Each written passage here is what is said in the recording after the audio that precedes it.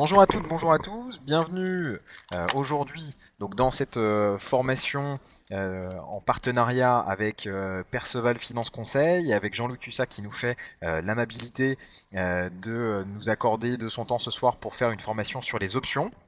Donc en partenariat avec Saxo Bank et formation trading.com. Jean-Louis va passer une bonne heure avec vous.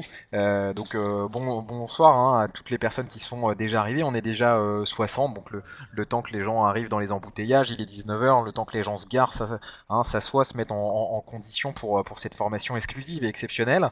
Voilà, on va laisser 1 ou 2 minutes le temps que tout le monde se mette en place.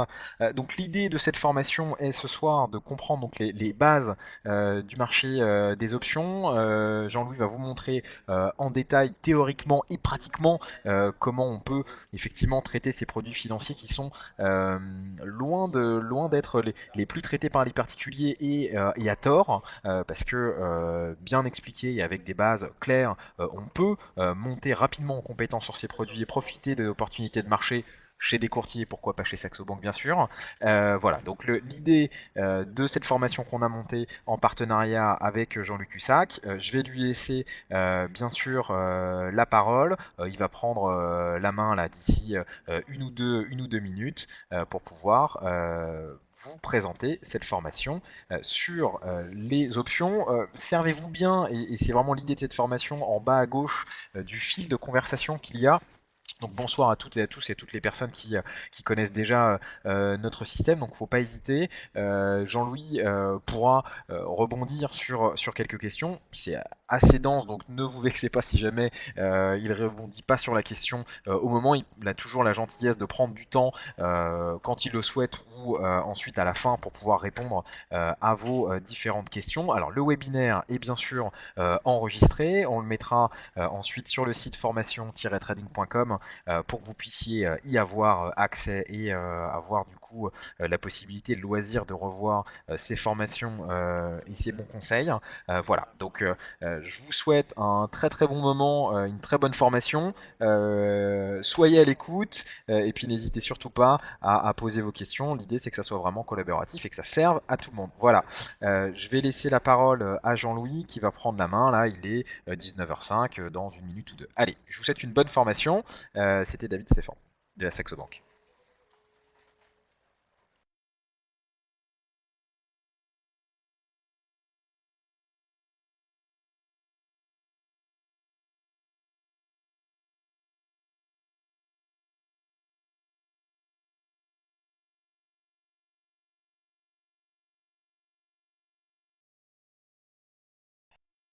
Bon, bonjour tout le monde. J'espère que vous m'entendez bien. Quelqu'un dit OK. Par son OK, parfait, super. Alors, je suis à mon bureau là, ça change. La dernière fois, j'étais chez Saxo. Donc là, j'ai mes cours de bourse. Je trade en même temps.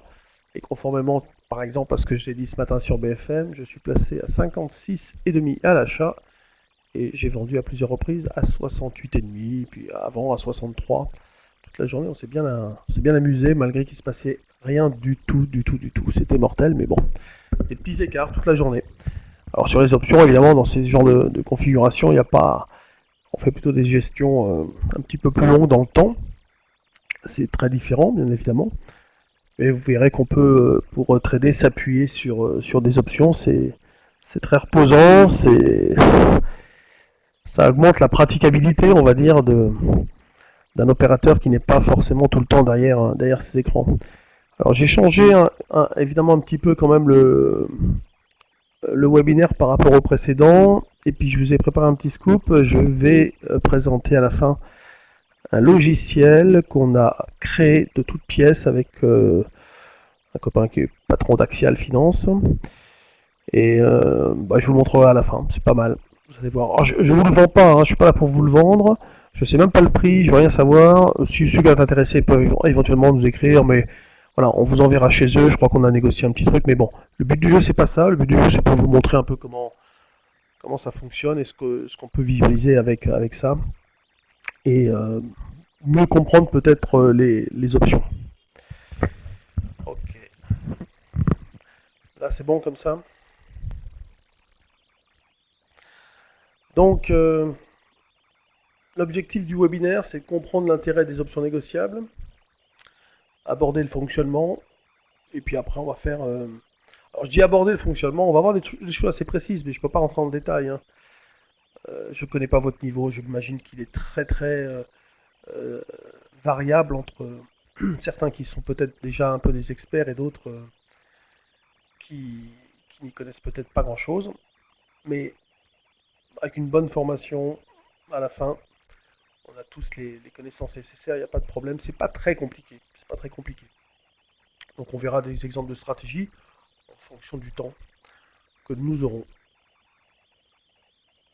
Alors, présentation des options. Les options peuvent être cotées sur un marché réglementé, monnaie par exemple, hein, ou de gré à gré. Voilà, ça c'est important. Il y a deux possibilités. Alors par exemple, Saxo vous propose du marché réglementé sur le France 40, sur le futur CAC 40. Vous avez des options. C'est des options MONEP. Et à côté de ça, en gré à gré, vous avez des options sur l'euro-dollar. Hein, vous faites dans, la, dans la plateforme devises, enfin marché des devises, options, il y a un truc où vous appuyez dessus et vous avez toutes les options que vous voulez. Bon, c'est bien, ça mérite d'exister. Vous calculez la vol centrale. Donc c'est pas la vol acheteur, la vol vendeur, c'est la vol du milieu, on verra ça plus tard. Alors, sur ces marchés des options, on peut échanger plein de sous-jacents, il y a des actions, des indices, des devises. Un truc que j'ai pas dit sur BFM ce matin parce que je ne voulais pas, moi j'ai acheté de l'or, j'ai un signal d'achat, je vous le dis, on a acheté ce matin, ça a déjà pris 14 dollars, c'est encore jouable à l'achat. Juste une petite parenthèse comme ça, j'y pense, je vous le dis, on verra bien ce qui se passera, mais regardez, surveillez le l'or. A priori ça pourrait monter. Alors, intérêt des options. En fait, pourquoi on a inventé les options? C'était en 74, je crois, aux États-Unis. En France, c'est arrivé en 87. Septembre 87. Alors, il y a trois utilisations principales. La couverture. Donc, j'ai un actif financier, je souhaite le couvrir, j'achète une assurance. Donc, on appelle ça un put. Et comme ça, quand ça baisse, ben, le put se, se valorise, prend de la valeur et donc couvre plus ou moins la perte que j'ai sur mon actif financier, sur mon portefeuille. Deuxième possibilité, c'est de la rémunération. Ça veut dire que je possède un actif financier, mais j'imagine qu'il ne va pas se passer grand-chose. Par exemple, donc je vends à quelqu'un le droit d'acheter. C'est un peu comme un dividende, si vous voulez, presque, hein. Je vais encaisser une petite somme. Et si le cours ne monte pas, je vais encaisser cette somme d'une manière définitive à l'échéance. Ça s'appelle la rémunération. On vend donc à quelqu'un le droit d'acheter. Et puis, dernière chose, la performance. C'est-à-dire booster sa performance. C'est un peu faire de l'effet de levier, c'est-à-dire acheter. Vous avez un mauvais son là? Mince. Ah, je suis désolé, je ne sais pas comment faire. Attends, j'ai un... Non, ça va? Bon, alors, je ne sais pas quoi vous dire. Donc, booster un portefeuille, ça veut dire j'achète l'option, c'est une partie de l'actif financier. Donc, avec évidemment moins d'argent, je peux me porter acheteur de n'importe quel actif. Et puis, je le revends. Donc, quand par exemple l'action prend 10%, l'option peut gagner 30, 40, 50, tout dépend de sa sensibilité à la variation euh, ce qu'on appelle le sous-jacent. La définition d'une option, le principe de base, c'est l'acheteur d'une option acquiert un droit et pas une obligation. Ce n'est pas un contrat à terme ferme, hein, c'est pas comme le futur CAC 40 où vous prenez l'engagement d'acheter et donc à un moment donné de revendre ou de vendre et donc plus tard d'acheter. L'option, c'est un droit, c'est-à-dire que vous pouvez l'abandonner. Si les choses n'évoluent pas comme vous le souhaitiez, euh, par exemple, vous jouez la hausse d'un marché en achetant une option d'achat, le marché ne monte pas, il baisse même beaucoup, eh bien, plutôt que de perdre beaucoup, vous abandonnez votre droit et vous ne perdez qu'une petite partie, évidemment, de la baisse du marché. En fait, vous perdez votre pari, quoi. Vous perdez simplement ce que vous aviez prévu à l'avance. Donc, vous donne le droit d'acheter une quantité que vous allez fixer, hein, d'un actif sous-jacent. Alors, ça peut être n'importe quel actif. On appelle ça un sous-jacent. À un prix convenu à l'avance, c'est le prix d'exercice. Par exemple, aujourd'hui, le marché vaut 4263 là, sur le sur CAC, vous dites tiens, moi je me réserve le droit d'acheter à 4003, donc c'est le prix d'exercice, c'est 4003, pendant une période, donc la durée de vie de l'option, c'est-à-dire jusqu'à l'échéance, donc sur novembre, sur décembre, donc, et moyennant donc euh, une prime. Ah, je vois plus le mot prime d'ailleurs là-dessus, c'est bizarre. Donc quand c'est une option d'achat, ça s'appelle un call, quand c'est une option de vente, ça s'appelle un put. Voilà. Donc vous payez à l'avance une partie donc des 4300, on va dire, vous allez payer si vous jouez par exemple sur une échéance sur novembre, bon, par exemple 60 points d'indice, vous voyez, donc si le marché se casse la figure, vous perdez 60 points. Donc la somme versée par l'acheteur de l'option, ah voilà, c'est là, ça s'appelle la prime, c'est ce que vous déboursez, c'est le prix de l'option. Le prix déterminé à l'avance est le prix d'exercice, donc c'est le strike en anglais. La date d'échéance s'appelle aussi la date d'exercice. C'est à partir de ce moment-là que l'option cesse d'exister. Hein. L'option a une durée de vie. Ensuite, on peut lever ou exercer l'option. Ça consiste pour l'acheteur de l'option à faire jouer son droit. Voilà. Par exemple, vous avez acheté le droit d'acheter à 4003, et bien si ça vaut 4005, vous dites oui, je veux acheter à 4003, et évidemment vous allez faire jouer votre droit si vous ne l'avez pas revendu d'ici là. Alors, une option qui peut être exercée à n'importe quel moment avant la date d'échéance s'appelle une option américaine, et sinon on l'appelle européenne, c'est juste à l'échéance. Bon, c'est pas, ça peut paraître compliqué parfois les termes, les mots, il y a deux grands types d'options américaines et européennes. C'est pas très important dans les médias, on s'en fiche un peu, c'est simplement pour vous donner l'information. Euh, Après, quand on fait des stages, évidemment, on rentre plus dans le détail, parce qu'ils ont des quotidiennes différentes, etc. Alors, sur le CAC 40, par exemple, vous n'avez que des options européennes, donc des options qui ne sont pas exerçables avant. Une option s'achète et bien souvent elle se revend avant l'échéance. Évidemment, on peut spéculer sur l'option, on peut l'acheter, la vendre ou la vendre à la racheter. Cette option sur un marché réglementé comme ça, sur un marché de gré à gré aussi, on peut la vendre à découvert. Donc ça c'est quand même extrêmement important, on y reviendra aussi. Si vous voulez jouer la hausse, si vous pensez que le marché va fortement monter, vous pouvez acheter un call. Ça veut dire que vous avez un gain illimité, une perte limitée à la prime, donc au call. Si vous pensez que ça va peut-être monter un peu, mais pas beaucoup, voire que ça va rester ça, vous pouvez vendre un put. Gain limité à la prime, perte illimitée. Vous voulez jouer la baisse, on achète un put. Ok, forte baisse attendue, j'achète un put. Si vous pensez que ça va baisser un petit peu, mais pas trop, vous pouvez vendre un call. Vous pouvez vendre un call, mais le gain est limité évidemment à la prime, et la perte est illimitée si ça repart dans l'autre sens. Voilà, ça c'est les deux principales choses qu'on peut faire. Jouer la hausse ou jouer la baisse, et dans les deux cas, plus ou moins forte. Alors, je vous ai mis des graphiques pour y voir plus clair, et puis je les ai complétés par rapport à l'année dernière, enfin au début de l'année. Achat de call, qu'est-ce que ça donne? Donc le gain illimité, perte limitée à l'achat du call. Donc ce que vous voyez là en rose, c'est la perte limitée au montant du call, c'est-à-dire ce que vous avez investi en fait. Hein. Après, vous avez le point mort, et puis quand ce point mort est franchi, c'est-à-dire que la valeur, on va dire, du strike plus le prix de l'option, eh bien, votre gain augmente d'une manière évidemment assez importante et régulièrement. Donc, vous voyez, j'ai payé mon option, je ne dois plus rien, donc ici, votre perte est limitée. Ah, vous voyez pas ma souris là-dessus. Ah, je pensais vous voyez ma souris, vous la voyez pas. En tout cas, donc en rose, euh, vous avez ce que vous ne devez plus rien que ça, hein, que ce que vous avez acheté au départ, le point mort, et le gain augmente. Okay, c'est pas compliqué. À droite, c'est le prix du sous-jacent, le prix du support, le prix de l'action, le prix de l'indice, le prix de l'or, ce que vous voulez. Et puis l'ordonnée, là, la verticale, c'est le profit. Okay, et si l'actif tend vers zéro, vous voyez bien, en rose, que votre perte, elle est toujours stable. Elle est toujours au maximum du montant du call. Voilà. Donc ça, c'est gain illimité, vers le bleu, là, flèche qui monte. Et la perte limitée, c'est en rose.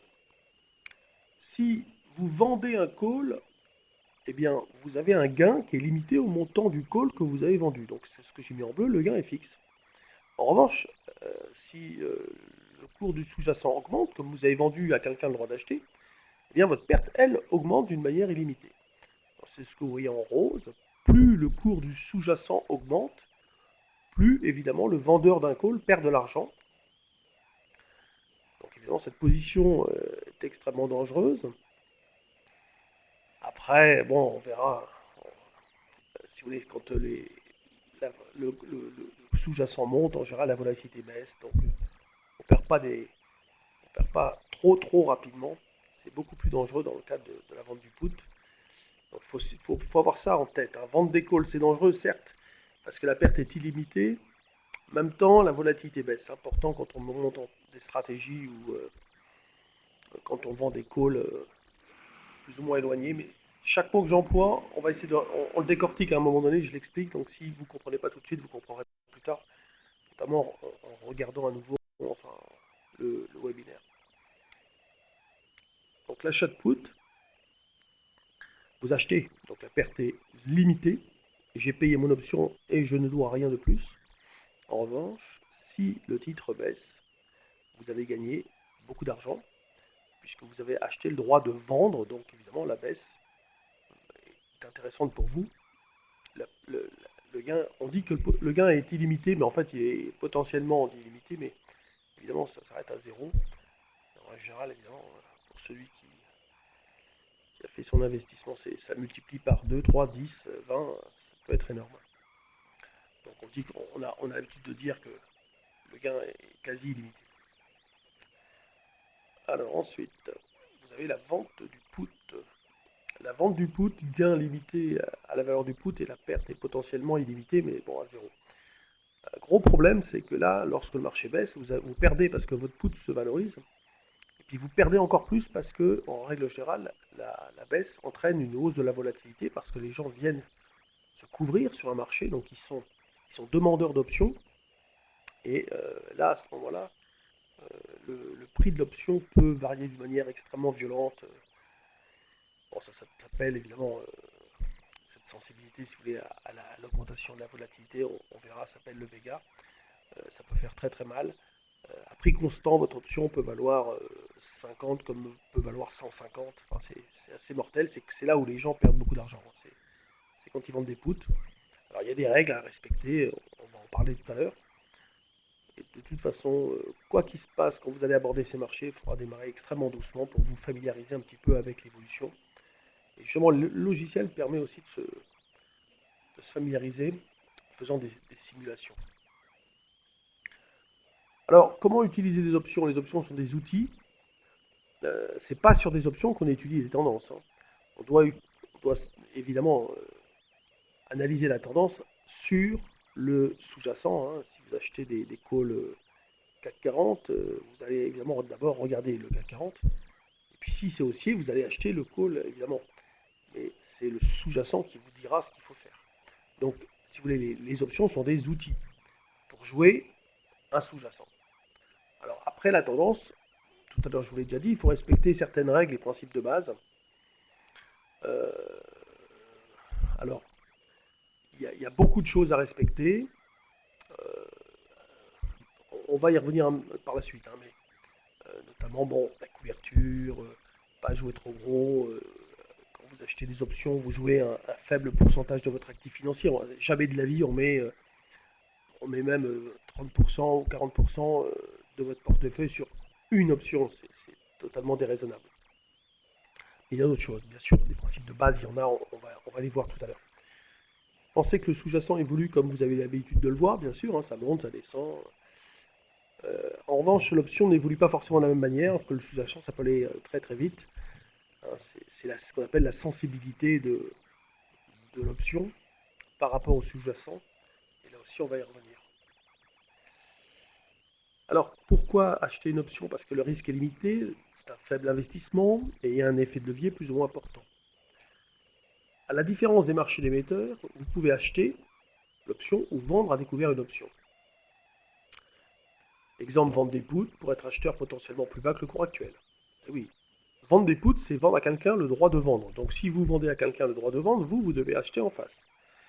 Donc vous êtes acheteur potentiellement au prix que vous êtes mis d'accord, donc le niveau du strike. Ça peut être fait pour reconstituer un portefeuille. Vendre à découvert des options, il faudra vraiment que vous maîtrisiez la notion de couverture, combien prendre de couverture. On ne peut pas rentrer en détail maintenant, mais prenez une couverture largement supérieure à celle qui vous est réclamée par les autorités de marché, parce que vous allez être confronté à des variations de couverture qui peuvent être très importantes, et notamment sur les puts, hein, ça peut être mortel. Et ça, vraiment, la vente à découvert d'options, le secret, c'est gérer la couverture. Bon, pour les acheteurs d'options, il y a pas de couverture, hein, puisque le risque est payé à l'avance par l'achat de la prime, hein. Donc ça, c'est très, très, très important. La couverture sur des ventes d'options, c'est quelque chose de vraiment majeur, majeur, majeur. Hyper important. Il y a deux théories de base. Achat en basse volatilité, c'est-à-dire que quand le marché, comme aujourd'hui, il est en basse volatilité, il est impératif de monter des stratégies à base d'achat d'options. Et lorsque la volatilité est importante, comme on l'a eu dans le passé, on monte des stratégies en vente d'options.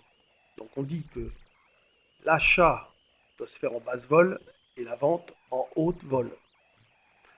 Et puis deuxième théorie de base, c'est que les vendeurs gagnent plus souvent que les acheteurs d'options. Bah oui, en fait, si vous voulez, les acheteurs d'options achètent du rêve.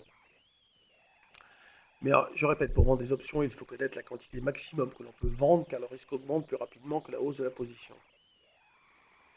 Ça, c'est très important. Si vous voulez, plus votre actif financier va progresser, à un moment donné, votre option, elle va tellement monter que vous allez avoir une demande de couverture extrêmement importante et vous allez sauter. Vous allez sauter, vous ne pourrez pas. Si de toute façon vous ne sautez pas, c'est le broker qui va vous appuyer sur le bouton pour vous sortir du marché. Donc la position augmente sur une droite, en gros, hein, et pendant ce temps-là, le risque augmente aussi sur une exponentielle, parce que le risque de se rapprocher du moment où on va sauter va fortement augmenter. Donc ça, c'est une notion très importante. Vraiment, on vous dit que les ventes d'options, c'est dangereux, oui, mais il faut le faire intelligemment. Premier principe, en haute volatilité. Deuxième principe, des quantités extrêmement, enfin, on va dire, modestes par rapport à ce qu'il est possible de faire. Euh, Considérant que si sur une option CAC 40, vous vendez un put et on vous réclame 3000 euros de couverture, moi par exemple, en aucun cas, j'utiliserai une couverture inférieure à 10 000. Voilà. Je l'ai fait, hein, je l'ai fait, c'est pour ça que je vous le dis. Je l'ai fait, j'ai gagné, et puis quand on se met dans des situations difficiles, ben, on saute. Voilà. Donc de toute façon, cette constatation, on la retrouve sur tous les marchés à effet de levier, hein. Il y a des limites à ne pas dépasser, que ce soit sur les marchés de futurs traditionnels, l'euro-dollar. Vous savez, l'euro-dollar, on vous laisse jouer 30, 40, 100 fois, 400 fois. Enfin, c'est un professionnel, et j'en connais beaucoup, ils vous diront que si vous dépassez 20, c'est déjà dangereux, très dangereux. 30, enfin, au-delà de 30, vous avez quasi aucune chance à terme, enfin à long terme, de gagner de l'argent. Il vaut mieux gagner moins et régulièrement que essayer de faire sauter le compteur. C'est ce que je vois parmi mes clients. D'ailleurs, les femmes sont beaucoup plus raisonnées que les hommes et elles gagnent beaucoup plus. Comme, voilà. Vous connaissez Marie, là, vous l'avez dû la voir sur l'émission avec Harry Roselmack, par exemple, mais voilà, c'est vraiment ce qu'elle fait. Elle joue cool et elle gagne régulièrement. Voilà. Et quand on passe par des pertes temporaires, eh bien, ces pertes temporaires sont tout à fait supportables, prévues à l'avance. Et donc, il n'y a pas de stress, il n'y a pas d'inquiétude. Et quand le marché se retourne, on se retourne avec. Voilà, donc sur le fait que dans, dans la théorie de base, là, dans le deuxième axiome, on pourrait le démontrer, hein. Donc on pourrait dire que c'est un théorème que les vendeurs gagnent plus souvent.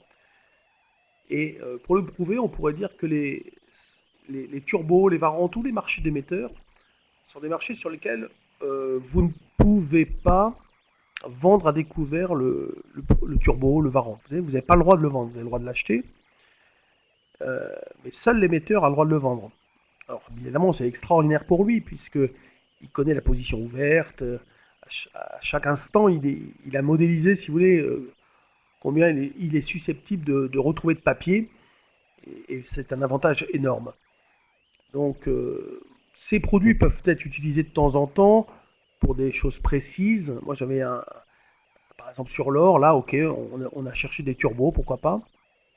C'était facile d'accès. Euh, bon, en fait, moi, j'ai acheté du futur ou du CFD. En fait, j'ai acheté du CFD. Bon, les fourchettes sont quand même faibles, ça va quoi. C'est pas non plus. Enfin, les spreads de 0,5, c'est bon. Il n'y a pas de quoi sauter au plafond. Donc, pensez à ça. Seuls l'émetteur vend, bah, justement, c'est sur le principe que les vendeurs gagnent plus souvent que les acheteurs. Et on vend une option, on contrôle la distance, le risque. Et ça s'appelle la gestion algorithmique, hein, tout simplement. Hein. C'est de la gestion de delta. C'est fait par des ordinateurs, hein, c'est des calculs mathématiques très, très simples. Il n'y a rien de compliqué. Alors, tac, je cherche à chaque fois le truc qui disparaît là. Notion de valeur intrinsèque de l'option. Alors, une option a une valeur intrinsèque. Cette valeur intrinsèque, enfin, a peut-être une valeur intrinsèque, elle est égale à la valeur réelle de l'option. Elle représente le profit qui serait obtenu immédiatement si on décidait d'exercer l'option. Donc le prix d'une option, c'est sa valeur intrinsèque plus la valeur temps. On dit qu'une option est dans la monnaie si l'exercice immédiat est profitable, donc si la valeur intrinsèque est positive. At the money, si le cours du strike du prix d'exercice est égal au sous-jacent. Et out the money, en dehors de la monnaie, si l'exercice immédiat n'est pas profitable, à savoir que la valeur intrinsèque est nulle, strictement nulle, et qu'en fait il n'y a que de la valeur temps. J'aime également dire de la valeur spéculative. Parce qu'elle est profitable, évidemment, une option dans la monnaie est par conséquent plus chère qu'une option en dehors de la monnaie qui n'est pas profitable, évidemment, à l'instant T. Voilà. C'est comme ça qu'on définit la valeur d'une option. On dit donc d'une option qu'elle est pour un call dans la monnaie lorsque le cours du sous-jacent est supérieur au strike. Ok, il y a une valeur intrinsèque puisque le cours du sous-jacent, s'il est à 4003 et que le strike est à 4100, la valeur intrinsèque est de 200. On dit à la monnaie donc lorsque le sous-jacent, le cours est égal au strike, et en dehors lorsqu'il est inférieur. Et vous voyez pour le put, le en dehors de la monnaie, évidemment, c'est pas inférieur, c'est supérieur au strike, puisque là, il faut que l'exercice immédiat soit nul. Donc dans la monnaie, à la monnaie, en dehors de la monnaie, on est bien d'accord. Les trois plus importantes mesures de sensibilité. Alors le delta, c'est la mesure de la sensibilité de la prime par rapport aux variations du cours de l'actif sous-jacent. Il évolue entre 0 et 1. C'est vrai que je vous donne des trucs en vrac comme ça, c'est pas facile, parce que je rentre dans le détail, mais il faudrait que j'explique beaucoup. Comme j'ai envie de vous montrer le logiciel, parce qu'avec ça, on va s'amuser à faire plein de trucs, j'espère qu'on va avoir le temps. En fait, je vous donne des mots avec des définitions. Évidemment, on peut creuser de ce côté-là, mais en gros, si je vous mets les trois plus importantes choses, c'est le delta, ça veut dire que ce que vous avez appelé, ce qu'on appelle la sensibilité donc de la prime. Delta One, c'était, c'est le bureau de Kerviel, par exemple, qui faisait du delta 0 en définitive, mais bon, delta nul, c'est peut-être pas terrible. Alors, c'est la mesure de la sensibilité de la prime par rapport aux variations du cours de l'actif sous-jacent. Ça veut dire quoi? Ça veut dire que si, par exemple, le sous-jacent monte de 10%, eh bien, si le delta est de 0,5, la prime va monter de 0,5, de 5%. Donc de 1, la prime va monter de 0,5. Alors, évidemment, plus le sous-jacent augmente, plus le strike rentre dans la monnaie. Et en fait, le delta, si vous voulez, c'est pas une mesure stable. Et en fait, le Vega mesure, si vous voulez, la variation de la prime en euros pour une variation de 1. Non, c'est le gamma. Ouais. Je l'ai supprimé, le gamma. Désolé. Je crois qu'il était en bas, mais avec mes lunettes, je vois rien du tout. Non, je vais supprimer le gamma. Ouais, le gamma, c'est la variation de la sensibilité du delta. Je l'ai enlevé. Parce que ça a été un peu plus trop compliqué. Ouais, parce qu'en fait, si vous voulez, le delta n'est pas une mesure stable, c'est de 0 à 1. Et il varie plus ou moins en fonction est-ce que l'option est dans la monnaie, à la monnaie c'est 0,5 et out ça tend vers 0, d'accord. Et évidemment, plus ça tend vers 0, bah, le gamma il tend vers 0 et le gamma lui il va augmenter lorsque le delta peut fortement bouger. J'aurais pas dû dire tout ça parce que je ne l'ai pas écrit, désolé. Mais bon, j'ai mis le θ, c'est le temps qui passe. Le temps affecte la valeur de toutes les options. Le θ mesure l'effet du temps donc sur la valeur de la prime. Donc ça se mesure. On sait par exemple que lorsqu'on vend des options ou lorsqu'on en achète, quand on achète ça coûte tant par jour et lorsqu'on vend ça gagne tant par jour à toute chose constante par ailleurs. Alors le Vega justement ça mesure la variation de la prime en euros pour une variation de 1% de la volatilité implicite du sous-jacent. Ça, c'est très important d'avoir en tête que une variation de volatilité sur un actif va influencer d'une manière très importante les prix d'options, le prix des options.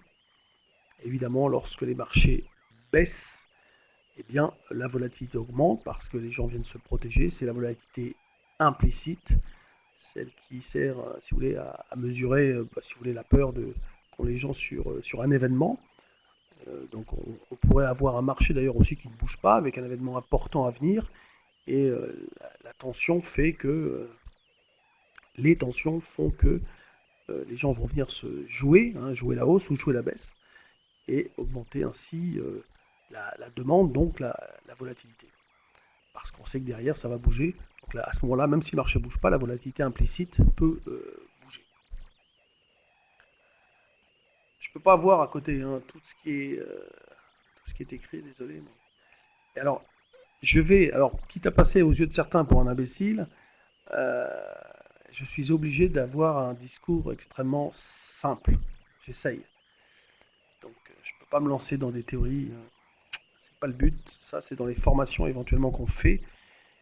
Lorsqu'on a, je vous dis ça, je fais une parenthèse, mais quand on achète un bouquin sur les options, on le referme très vite parce que c'est vraiment compliqué d'abord, souvent. Quand je fais des formations, j'essaie de simplifier au maximum et je complexifie au fur et à mesure. Mais au départ, c'est très très simple. Donc là, par exemple, j'essaie de rester simple, même si je m'aperçois qu'en relisant avec vous, c'est pas toujours facile à comprendre one shot comme ça du premier coup. Alors, il y a deux types de volatilité. Il y a une volatilité historique et une volatilité implicite. La volatilité de l'actif sous-jacent est l'élément clé de l'évaluation de l'option. Alors, la volatilité historique, c'est un calcul réalisé sur des séries de cours passés. Elle est donc incontestable, évidemment.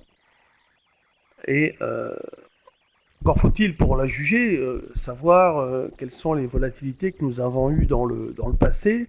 Alors, sur le passé récent, vous vous souvenez, 2009, 2008, 2009, 2010, là, on a fait des variations de volatilité extrêmement fortes. On est monté 55, 60, 70, des trucs incroyables. Un peu n'importe quoi.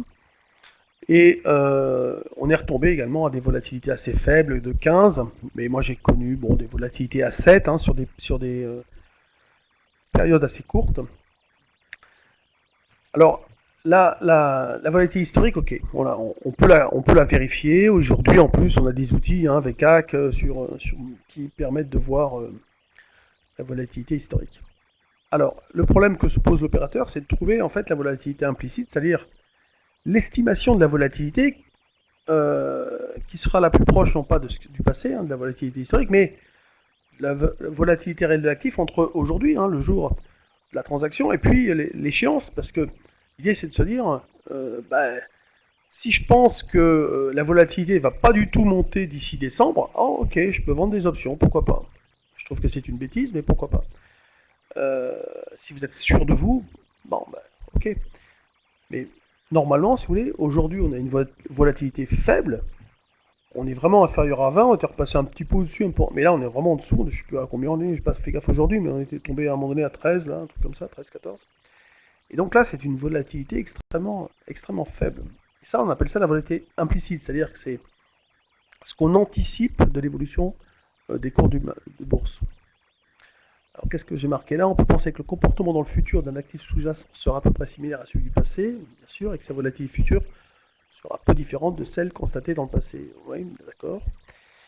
Du cours du sous-jacent sur le marché permettra d'en déduire la volatilité implicite qui pourrait être différente de celle qui était possible d'envisager. Qu'en déduire que le marché se trompe. Qui de la volatilité historique ou implicite est la plus pertinente? Il est impossible de le dire. Mais ce qu'on peut en déduire, c'est que le marché valorise l'option non pas sur la base d'une volatilité historique, mais sur la base de la volatilité implicite. Ouais, ça c'est un copier-coller du cours, ça demanderait trop d'explications, mais en gros, bon, ce qui va nous servir, si vous voulez, à faire, enfin, à se demander, enfin, à se décider à acheter ou pas une option, ou à la vendre, c'est cette volatilité implicite à l'instant T. Vous allez la constater, on peut évidemment la constater avec un petit calcul, avec un logiciel, on la constate immédiatement. Et pour se dire si elle est haute ou basse, bon, bah, il faut simplement avoir d'expérience, de se dire que si moi j'ai l'habitude de voir la volatilité entre 20 et 25, considérant que tout dépend d'où on vient, par exemple, juste avant les attentats de Madrid, je me souviens, la volatilité était tombée à 13, 10 même. Et au moment des attentats, elle est montée à 25. Mais elle est retombée très vite derrière. Juste avant Maastricht, on était à 15. Et puis dans la semaine, enfin dans les jours plus on s'approchait de Maastricht, elle était à 20-25. Et dans la semaine, elle est montée à 30, 35, 40, 45, quasiment, je me souviens, 45 certains, peut-être 55 même. C'était énorme, il ne se passait rien. Et il y avait un enjeu terrible qui était le vote oui ou non. Et puis alors le vendredi, c'était en 92, donc il n'y avait pas encore tous les outils qu'on a aujourd'hui, les marchés n'étaient pas à maturité. Donc les market makers n'avaient pas les moyens qu'ils ont aujourd'hui et ils ne pouvaient plus vendre. Ils pouvaient plus vendre. Alors, la vol, faute de contrepartie, elle était montée, montée, montée. Et le lundi, elle s'était effondrée parce que c'était oui, peut-être. Enfin, ça a été oui, mais bon, c'était passé de très peu, donc il y avait un peu une déception. Et la volatilité était retombée alors que le marché, lui, ne bougeait pas et avait même commencé à baisser dans l'après-midi. Mais la volatilité s'était effondrée tellement il y avait eu de, d'anticipation, si vous voulez, avec des achats d'options. Euh, donc, sur les actions, quelqu'un demande, là, je vois juste un truc comme ça. Alors, sur les actions, la volatilité, bah, elle dépend évidemment de l'action. Bon, sur de l'or, sur les mines d'or, elle est importante, mais je sais pas, sur une action, c'est autour de 30, 35. Voilà, souvent c'était ça, entre 25 et 35, autour de 30, on va dire. Bon, évidemment, à l'époque de l'Eurotunnel, on avait du 50, 55. Mais moi, oui, par exemple, là, je vais dire, j'achète pas d'options, quoi. Et c'est normal, parce que le vendeur d'options, lui, il est obligé de se protéger, ça va lui coûter cher. C'est-à-dire que ce que vous allez lui donner, vous achetez l'option, par exemple. L'arbitragiste encaisse de l'argent. Et avec cet argent, il va se protéger. Et il va prévoir d'en rendre un petit peu au marché, parce qu'en considérant que si ça bouge, lui, il va être obligé de bouger. Et plus il va bouger, plus ça va lui coûter cher. Donc il en tient compte, si vous voulez. Et un vendeur d'options, par exemple, il vend, il gagne 1000, il encaisse 1000, mais entre aujourd'hui et l'échéance, peut-être qu'il va rendre 50, 100, 200, 300, le moins possible, évidemment. Alors parfois, il va même gagner des deux côtés, c'est-à-dire que sa couverture va lui rapporter de l'argent, là c'est fantastique. C'est vrai qu'en ce moment, les vendeurs de call qui se sont protégés ont gagné beaucoup, beaucoup, beaucoup d'argent. Puis ils ont gagné, si vous voulez, parce qu'ils ont encaissé le call, et puis ils ont gagné parce qu'ils ont accompagné le mouvement du marché euh, en achetant des contrats futurs CAC 40 par exemple, et évidemment à la fin ils gagnent de tous les côtés. Bon alors comment négocier des options de marché que l'on retrouve chez Saxo, le marché réglementé, donc futur CAC 40 par exemple, marché de gré à gré. Alors bon les actions, il n'y a pas grand chose, c'est très irrégulier. Moi je me concentre sur l'indice, sur les indices en règle générale. Alors bon, marché réglementé, marché de gré à gré. Avantage du réglementé, c'est alors qu'est-ce que j'ai marqué là sur le réglementé, vous faites ce que vous voulez, comme tout le monde, tous les participants, que vous soyez CUSAC, Dupont ou Goldman Sachs. Le marché est égal pour tous, il y a une concurrence, vous pouvez acheter, vendre, en intraday, long terme, tout ce que vous voulez. Euh, Achat-vente en intraday possible à la place du futur, mais pas sur le gré à gré. Ça veut dire quoi ça? C'est pas moi qui ai écrit cette phrase. Du coup, je me demande ce que ça veut dire, oui. Parfois on lit vite et après je le lis avec vous, je comprends pas. Achat, vente en intraday possible, oui. À la place du futur, ah oui, d'accord. Ok, oui, c'est compliqué, désolé. Euh, je dis que sur le futur, en fait, on peut acheter et vendre assez facilement des options parce que c'est un marché réglementé et qu'en fait, les fourchettes de prix sont très très faibles. Sur le gré, comme le spread, si vous voulez, sur une option est plus importante, c'est quand même beaucoup plus compliqué. Euh, il faut vraiment que l'actif bouge beaucoup.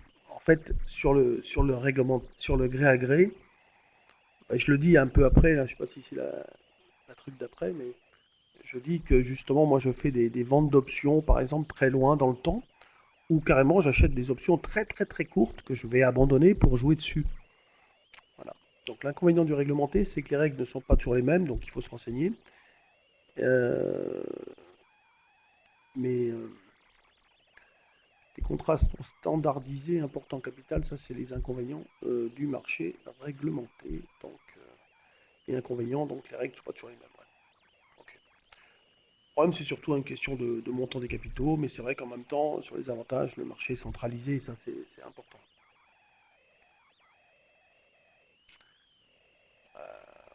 Est-ce que le réglementé sur le CAC est l'équivalent futur CAC CFD? Rien à voir, je comprends pas la question. Euh, Où trouver la volatilité sur action CAC 40 sur... Bah, vous allez... Pas facile de trouver, hein. Il faut les constater. Il faut les constater. Donc, je vous montrerai comment on peut faire. Mais est-ce que le réglementé sur le CAC est équivalent au futur? Ouais, le futur, c'est du réglementé. Le CFD, c'est du très agré. Donc, c'est deux choses qui sont très différentes. Avantage du gré à gré, c'est moduler son exposition au capital. C'est très utile pour débuter. En gros, le gré à gré, le gros intérêt, bon, c'est une démocratisation, hein, aujourd'hui, les CFD, c'est une démocratisation du gré à gré qui existe depuis très longtemps, hein, de la confiance qui existait ou pas, d'ailleurs, entre les gros faiseurs, les grosses banques. Alors, sur les avantages aussi, c'est que les règles sont super simplifiées. Bon, alors, bon, souvent défavorables, ouais, parce que c'est vrai que les règles du jeu garantissent les intérêts de tous. Ce qu'il faut, c'est que vous soyez bien au courant des règles du jeu. Alors, quand on dit défavorable, c'est pour vous aussi. C'est-à-dire que si on vous donne des possibilités de jouer qui dépassent, qui, qui dépassent le raisonnable, bah, vous êtes sûr de perdre, quoi, tout simplement. Le problème, il est là, c'est que si on vous fait faire n'importe, on laisse faire les gens n'importe quoi, à un moment donné, ils sont tentés de jouer le tout pour le tout, de se dire, bon, après tout, ça marche pas, allez, il me reste la moitié, allez, qui tout double, j'y vais à fond. Bon, on va dire qu'on est beaucoup plus contrôlé quand même sur un marché réglementé, centralisé. C'est la base, hein, de ce que vous entendiez il y a quelque temps, quand les politiques disaient qu'il faudrait passer par des chambres de compensation, que tout soit vérifié, que chaque acteur a la caution, on va dire, nécessaire à prendre sa position, qu'on ne se retrouve pas dans le cas de Lehman où à la fin, ben, ils ne peuvent pas payer, quoi. Parce que qui paye, évidemment, parce que celui qui encaisse, lui, il va être encaissé, et puis celui qui paye, ben, à la fin, c'était nous, hein, vous avez bien compris. Donc l'inconvénient du gré gré, c'est que vous ne participez pas à fixer le prix, hein, il n'y a pas de carnet d'ordre, il n'y a pas de concurrence. Donc l'achat-vente en intraday, c'est compliqué. Et la règle simplifiée, mais c'est défavorable. Il faut le savoir. Une fois que vous le savez, vous faites en conséquence. L'idée, c'est d'identifier les problèmes pour les surmonter et pas se laisser, comme placer des ordres de stop la nuit sur les CFD, c'est une bêtise. Bon, enfin, chez Saxo, ils le font pas, mais je sais que chez d'autres, il y en a. C'est ouvert la nuit. Faites gaffe, c'est un jeu voilà, d'imbécile, on va dire, pour rester poli. Alors, vous voyez, par exemple, là, je vous ai mis les gré à gré sur les options euro-dollar. Donc, vous avez à gauche les puts, puis à droite, vous avez les calls. Bon, vous avez ce qu'on appelle les strikes au milieu, hein. Là où il y a marqué exercice, en plein milieu, c'est là où c'est jaune, ce sont les strikes. Donc, vous avez, à l'époque, c'était en 2012, je ne suis pas réactualisé. Bon, bah, soit vous prenez le risque d'acheter à 125,50, 126 ou 126,50. Et plus vous prenez le risque d'acheter haut, bah, évidemment, moins l'option vaut cher. Et plus vous prenez le risque de vendre bas, moins l'option est chère également. Répartition idéale sur du capital FCE option. Oh, je sais pas. 80-20, ouais, pourquoi pas. Maintenant, par rapport à quoi? Par rapport au capital, si vous je sais pas, quelqu'un a 1 million, il ne va pas mettre 800 000 et 200 000 sur. Oui. De ce on va dire que c'est 80-20 peut-être, oui, pourquoi pas, de ce qu'on a décidé de jouer sur un dérivé. Hein, faut... Attention au micro, avant je m'éloigne, je me rapproche, c'est galère, ouais. Désolé, j'espère que vous m'entendez quand même. Là, je vous ai mis marché réglementé option sur CAC 40. Bon, ça, c'est ce que propose Saxo, également, bien sûr. Hein. Voilà. Là, par contre, c'est un marché, vous avez une fourchette, vous avez un carnet d'ordre, mais les carnets d'ordre coûtent très cher et plus personne ne les donne. Enfin, très peu le donnent. De toute façon, ça n'a aucun intérêt. Ce qu'il faut avoir, c'est le prix, l'offre, la demande, vous voyez, beaucoup plus serré déjà. Et ce prix, attention, il peut être négocié. Vous voyez, par exemple, première ligne, il y a en haut à gauche, marqué 158,60, 162,70. Bon, là, c'est un call qui est très dans la monnaie, mais prenons un peu plus bas. Tiens, prenons par exemple 46,60, 47,90. Les market makers proposent cette fourchette. C'est pour ça que vous avez 46, 48 là. Mais en gros, ça peut très bien traiter à 47. C'est-à-dire que si vous voulez acheter à 47, il y a de grandes chances que ce soit fait. Si vous voulez vendre à 47,30, il y a de grandes chances que ça soit fait également. Donc, il ne faut pas se placer bêtement en tapant le prix. Il faut négocier. Donc, la négociation se fait que vous pouvez démarrer au milieu, puis vous verrez bien. Est-ce que Saxo permet d'intervenir sur les options sur action? Non, je crois pas. Alors, je crois pas. Et moi, j'en fais plus, j'en fais pas, hein, j'en fais plus. Hein. Alors, j'avais l'habitude de les faire avec un courtier au téléphone. Hein, vous voyez, c'est un peu dépassé. Ça coûte beaucoup plus cher. Bon, après, c'est aussi parce qu'on a des amis qui sont là depuis longtemps et puis on a l'habitude de bosser avec eux. Mais bon, les options sur action, il s'en fait, mais c'est quand même beaucoup. On va dire, ouais, moi, j'en fais plus. Quoi. En gros, j'en fais plus. La taille du lot, vous pouvez c'est standardisé sur le marché réglementé. Donc, par exemple, sur le CAC 40, c'est 10 euros le point. Sur une option américaine, c'est 100 actions pour un contrat, pour une option. L'option européenne, c'est 10 actions pour une option. Et sur le gré à gré, c'est ce que vous voulez.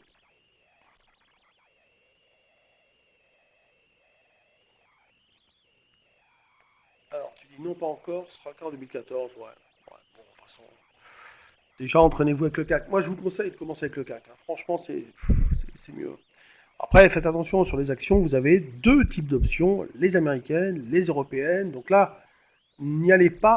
Alors, de toute façon, je vous le répéterai à la fin, mais ne vous lancez pas sur ces marchés sans formation. Enfin, c'est pas que je suis en train de passer mes formations, je vous jure que c'est pas le cas. Mais moi, par exemple, quand je me suis lancé là-dedans, j'ai eu un peu de chance, c'est vrai, au départ, je me suis fait former par enfin, en même temps que tous les polytechniciens qui allaient à l'époque être embauchés enfin, qui étaient même embauchés pour lancer justement ces activités de marché. À l'époque, il y avait encore des agents de change. Bon, après, ils ont disparu parce que les enjeux dépassaient leurs possibilités de. S'ils étaient responsables comme sur leurs biens propres, hein, comme les notaires. Donc, les montants devenaient trop importants. Ils ont été remplacés par des sociétés de bourse, les banques qui sont rentrées là-dedans, etc. Et moi, j'ai commencé en étant formé sur à quoi sert une option, la mesure des sensibilités. Enfin, voilà, on était sensibilisé sur le contrôle, évidemment, comment mettre en place les systèmes de contrôle et ce que représentait, enfin le danger que représentait une option, que ce soit bon, à l'achat, bon, c'est pas énorme, hein, c'est un peu du casino. On peut dire ça si on y va trop fort, ça pourrait ressembler à qui double.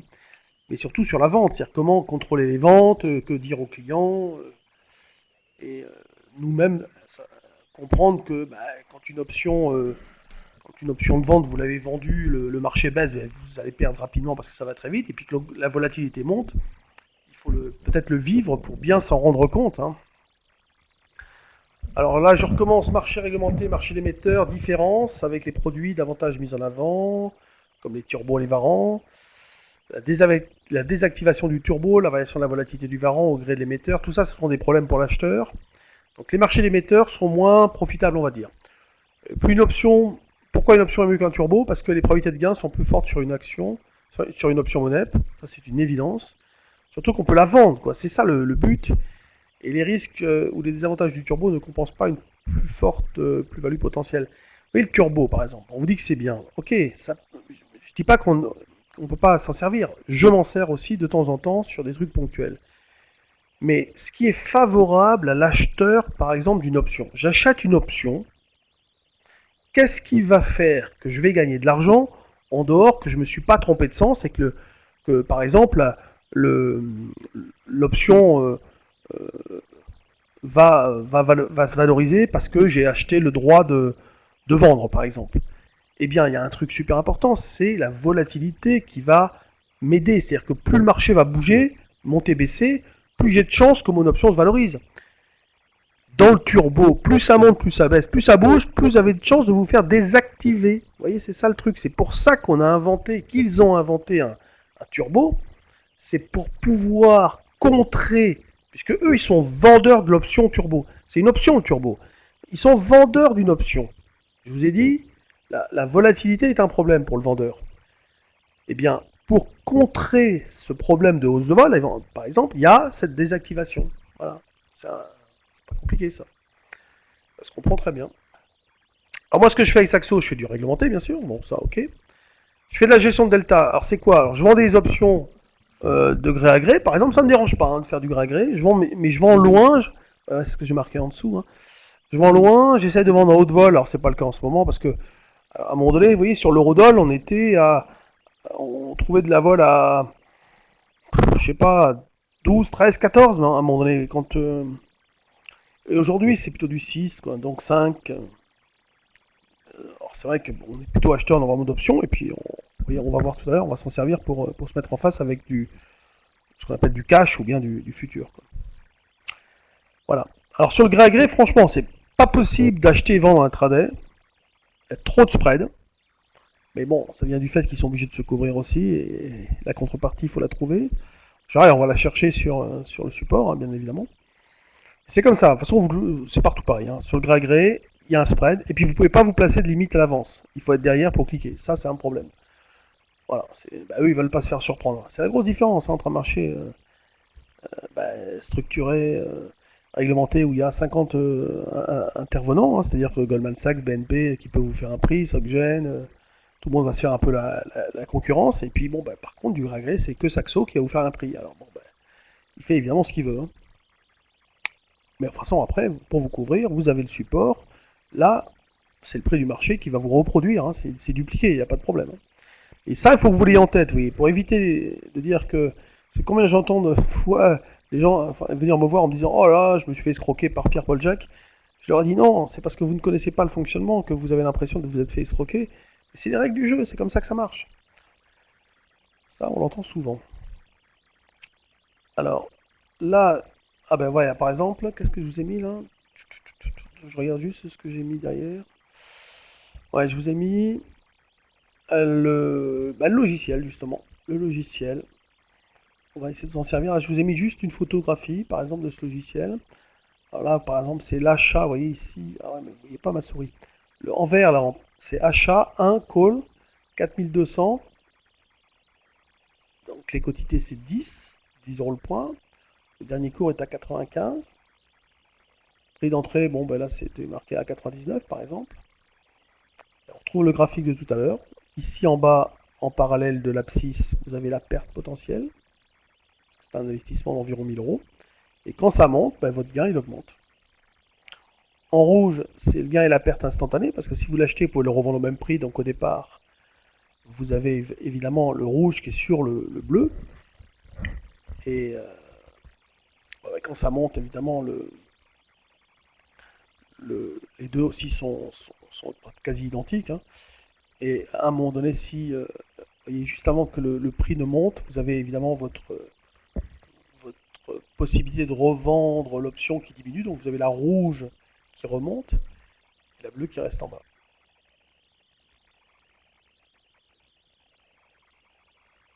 Alors, on va faire des exemples d'intervention. Alors, bougez pas.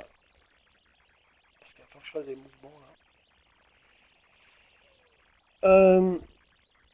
Exemple d'intervention. je vais vous passer sur un autre truc. Bon, je vais d'abord finir ça. On va faire un test tout à l'heure. Donc, on va mettre le CAC 40. Bon, il est à 4250 environ. Et on va mettre une hypothèse. Je pense que le marché va monter à 4005 d'ici la fin de l'année. Ok. J'achète un call 4003, échéance décembre, que je paye 62. Alors à ce moment-là, c'est le prix que ça valait à peu près. L'échéance décembre est le 20 décembre, à savoir le troisième vendredi du mois de décembre à 16h. Donc ça, c'est des choses qu'il va falloir que vous appreniez. Quand vous allez vous intéresser à un marché, il va falloir que vous connaissiez évidemment les règles du jeu des options, mais en même temps les spécificités des différents marchés, parce que le CAC 40 c'est différent de l'euro-dollar, qui est différent de l'or, qui est différent de... Pareil sur le CAC 40, qui est un petit peu différent du DAX, c'est un petit peu différent de l'Eurostox. Bon, les différences pour trader comme ça au jour le jour, il n'y en a pas vraiment, mais très peu. Mais pour les échéances, donc pour connaître comment fonctionne l'option, ça c'est primordial de connaître les règles et évidemment les dates. Donc ma perte maximum est de 62 parce que je vous ai dit c'est 10 euros le point tout à l'heure. Donc 62 points multiplié par 10 euros, ça fait 620 euros pour un call. Alors si le marché monte vite, mon option vous allez voir va croître proportionnellement à une mesure de sensibilité appelée delta, c'est ce qu'on a vu tout à l'heure. Mais mon option va perdre de la valeur à cause du temps qui passe, ça c'est le θ. Donc je vais essayer de changer d'écran, je vais vous mettre le logiciel. Et on va finir avec le logiciel, qu'est-ce que j'ai mis derrière juste pour voir. Ah ouais, on va voir un autre truc aussi, c'est le put synthétique, parce que comme j'en parle beaucoup à la télé, là, sur BFM Business, les gens me demandent ce que c'est le put synthétique, alors je vais vous faire un petit truc là-dessus. En fait, si vous voulez, le synthétique, c'est une stratégie croisée entre un futur, un contrat à terme, si vous voulez, et une option. Donc d'un côté, vous avez un engagement ferme, sur lequel vous espérez peut-être gagner de l'argent, et d'un autre côté, vous avez une option, donc vous avez un droit de faire quelque chose, et vous pouvez vous abandonner ce droit pour éventuellement gagner sur le futur beaucoup plus d'argent. Donc on fera un exemple de put synthétique avec un achat de call. Et ça, on peut le faire parce que la volatilité est faible, et aujourd'hui, elle est faible. Et une vente de contrat futur CAC 40, l'idée, si vous voulez, aujourd'hui, c'est de profiter des petits retracements sur le marché, dans une tendance haussière qui va permettre de garder peut-être une option qui va peut-être même progresser. Alors c'est paradoxal parce que ça s'appelle put synthétique et moi je m'en sers dans les marchés haussiers. Parce que si on s'éloigne du call, évidemment, le, la protection qui est apportée par ce call devient de moins en moins intéressante, surtout si on a commencé à racheter le futur. Donc on construit, si vous voulez, cette stratégie dans un contexte particulier de faible volatilité, dans un marché haussier mais menaçant. Je trouve que c'est très très adapté à ce qui se passe en ce moment. Vous avez beaucoup de menaces, hein, c'est toujours facile de dire après coup, c'est facile, ça monte. J'entends trop souvent, oh bah c'est facile en ce moment, il suffit d'acheter, bah oui d'accord, mais encore faut-il avoir le courage, c'est toujours facile. Mais quand on joue ce genre de choses, c'est vraiment une aide très importante.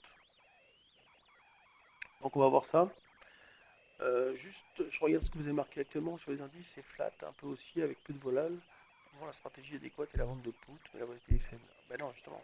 Ah non, surtout pas la vente de put. Ça, c'est le gars qui l'a dit à la télé la dernière fois, mais surtout pas, parce que, comme vous le dites, comme la volatilité est faible, c'est pas possible. C'est possible, mais c'est pas bon. Si vous voulez, dans le temps, ça va vous coûter cher un jour. Et le jour où ça vous coûtera cher, ça vous coûtera plus que ce que ça vous a rapporté. Donc ça, c'est comme ça. Il y a des règles à respecter. Il est beaucoup plus intéressant, si vous voulez, quand la volatilité est faible, de créer des stratégies débitrices. Donc, vous allez acheter le droit de faire quelque chose. Ça, c'est super important. Et je sais que c'est tentant de vendre des options, y compris d'en vendre loin, mais ça finit toujours mal si c'est mal fait et pas dans les règles. Je vous assure, hein, j'en ai vu gagner pendant 3 mois, 6 mois, 1 an, 2 ans, et puis bam, c'est mort, fini, disparu. Si vous saviez le nombre de gens qui ont disparu depuis que je fais de la bourse, c'est incroyable. Mais c'est comme ça. Il y a des gens qui avaient tout compris. Hein. Moi, même si vous avez l'impression que je peux paraître, je sais pas, ce que je ne suis pas, c'est-à-dire peut-être prétentieux, j'en sais rien. Moi, je doute tout le temps. Hein. Je me pose toujours des questions, je doute, je suis super méfiant. Peut-être parce que je fais de la bourse depuis toujours et que j'ai rien pour me rattraper aux branches. En tout cas, ça l'a été un certain temps. Et ça m'a permis en fait d'être très toujours méfiant, quoi, humble face au marché en même temps. Faut être sûr de ce qu'on fait, faut avoir confiance en soi, mais il faut en même temps être très humble face à un marché. C'est pas toujours simple. Bon, alors, je vais arrêter le partage de ce document et je vais passer sur le logiciel. Bougez pas, je vais essayer de ne pas me planter. Alors, tac.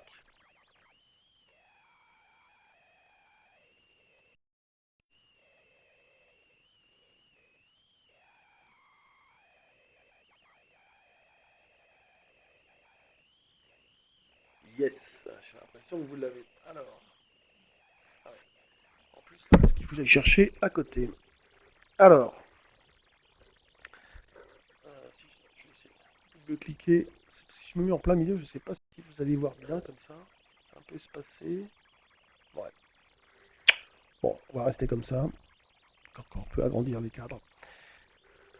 Ok, ça c'est un logiciel que j'ai fait avec Axial et un. Alors moi, si vous voulez, j'ai développé toute une partie, puis comme je ne sais pas m'arrêter, parce que je suis un perfectionniste, mais pas très doué dans les contours peut-être, on a demandé à, j'ai demandé à un de mes copains qui est un expert, enfin des plus grands experts au monde sur les options, de définir un peu le contour et où est-ce qu'il fallait s'arrêter. Donc on l'a fait à trois. Un garçon qui s'appelle Ludovic, moi, et puis Axial. Alors ça a la caractéristique d'être plugué directement sur Niceronex. À gauche, là, vous avez les prix du marché, donc des mêmes options que vous pouvez retrouver sur Saxo. Les prix, évidemment, sont identiques à ceux que vous allez trouver chez Saxo. Donc c'est par exemple un tableau comme ça, qui peut ressembler à ce qu'on a vu tout à l'heure, avec des calculs, enfin des prix, et ici des calculs de volatilité implicites. Alors c'est compliqué de calculer les volatilités, parce que vous n'avez pas toujours des offres et des demandes, je dirais, précises. Parfois vous avez des, surtout pour les strikes très en dehors de la monnaie.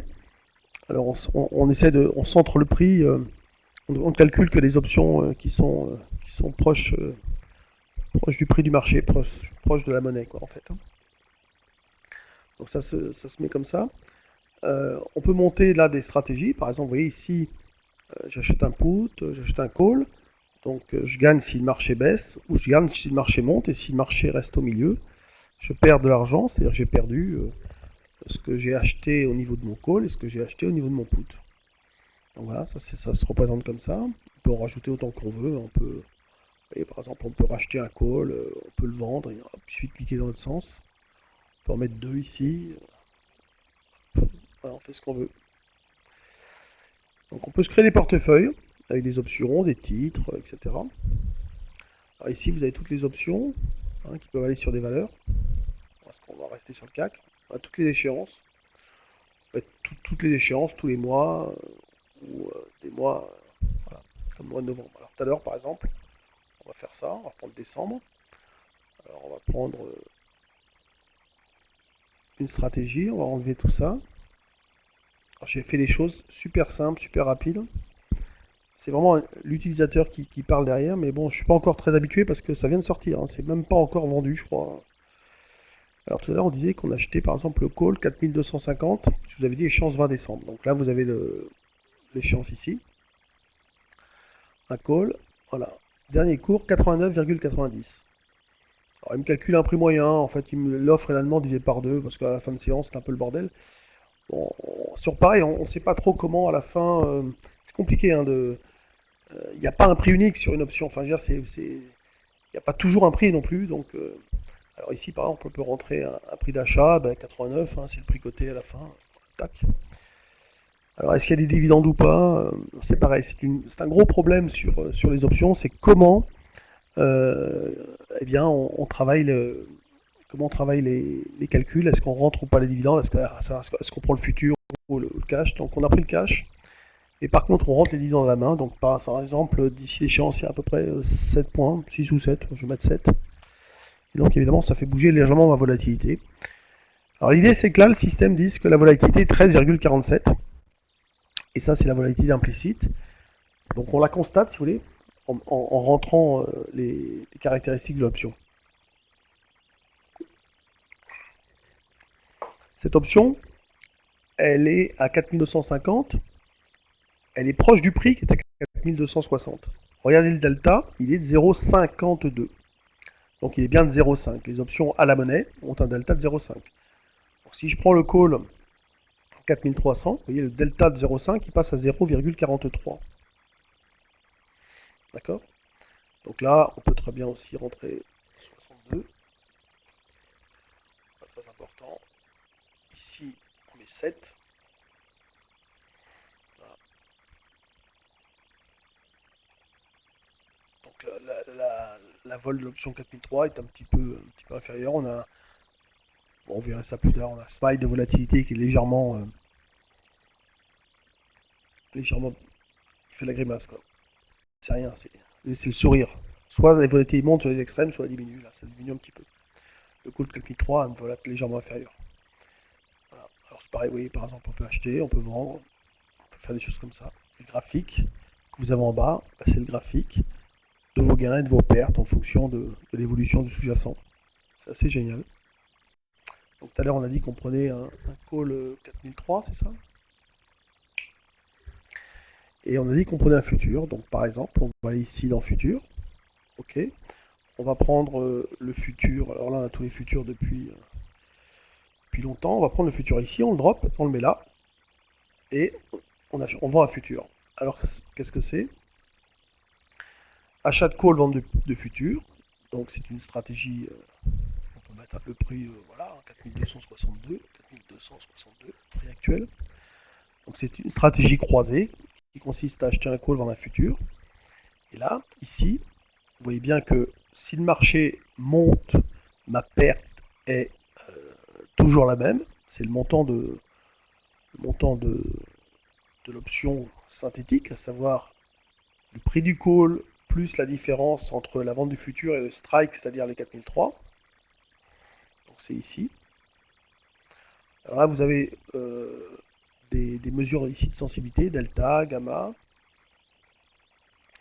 Vous avez le coût de la stratégie, 620 euros. C'était bien ça, l'option valait bien 62. Vous avez ici le taux d'intérêt. Alors ça, on peut le rentrer à la main. Aujourd'hui, on l'a mis à 1%. Vous savez que sur les marchés centralisés, réglementés, etc., c'est le taux interbancaire. C'est vraiment le taux le plus bas possible. Aujourd'hui, c'est presque 0,9. Enfin, c'est 1%, quoi. Annuel. Hein. Donc, c'est vraiment pas grand-chose. Voilà.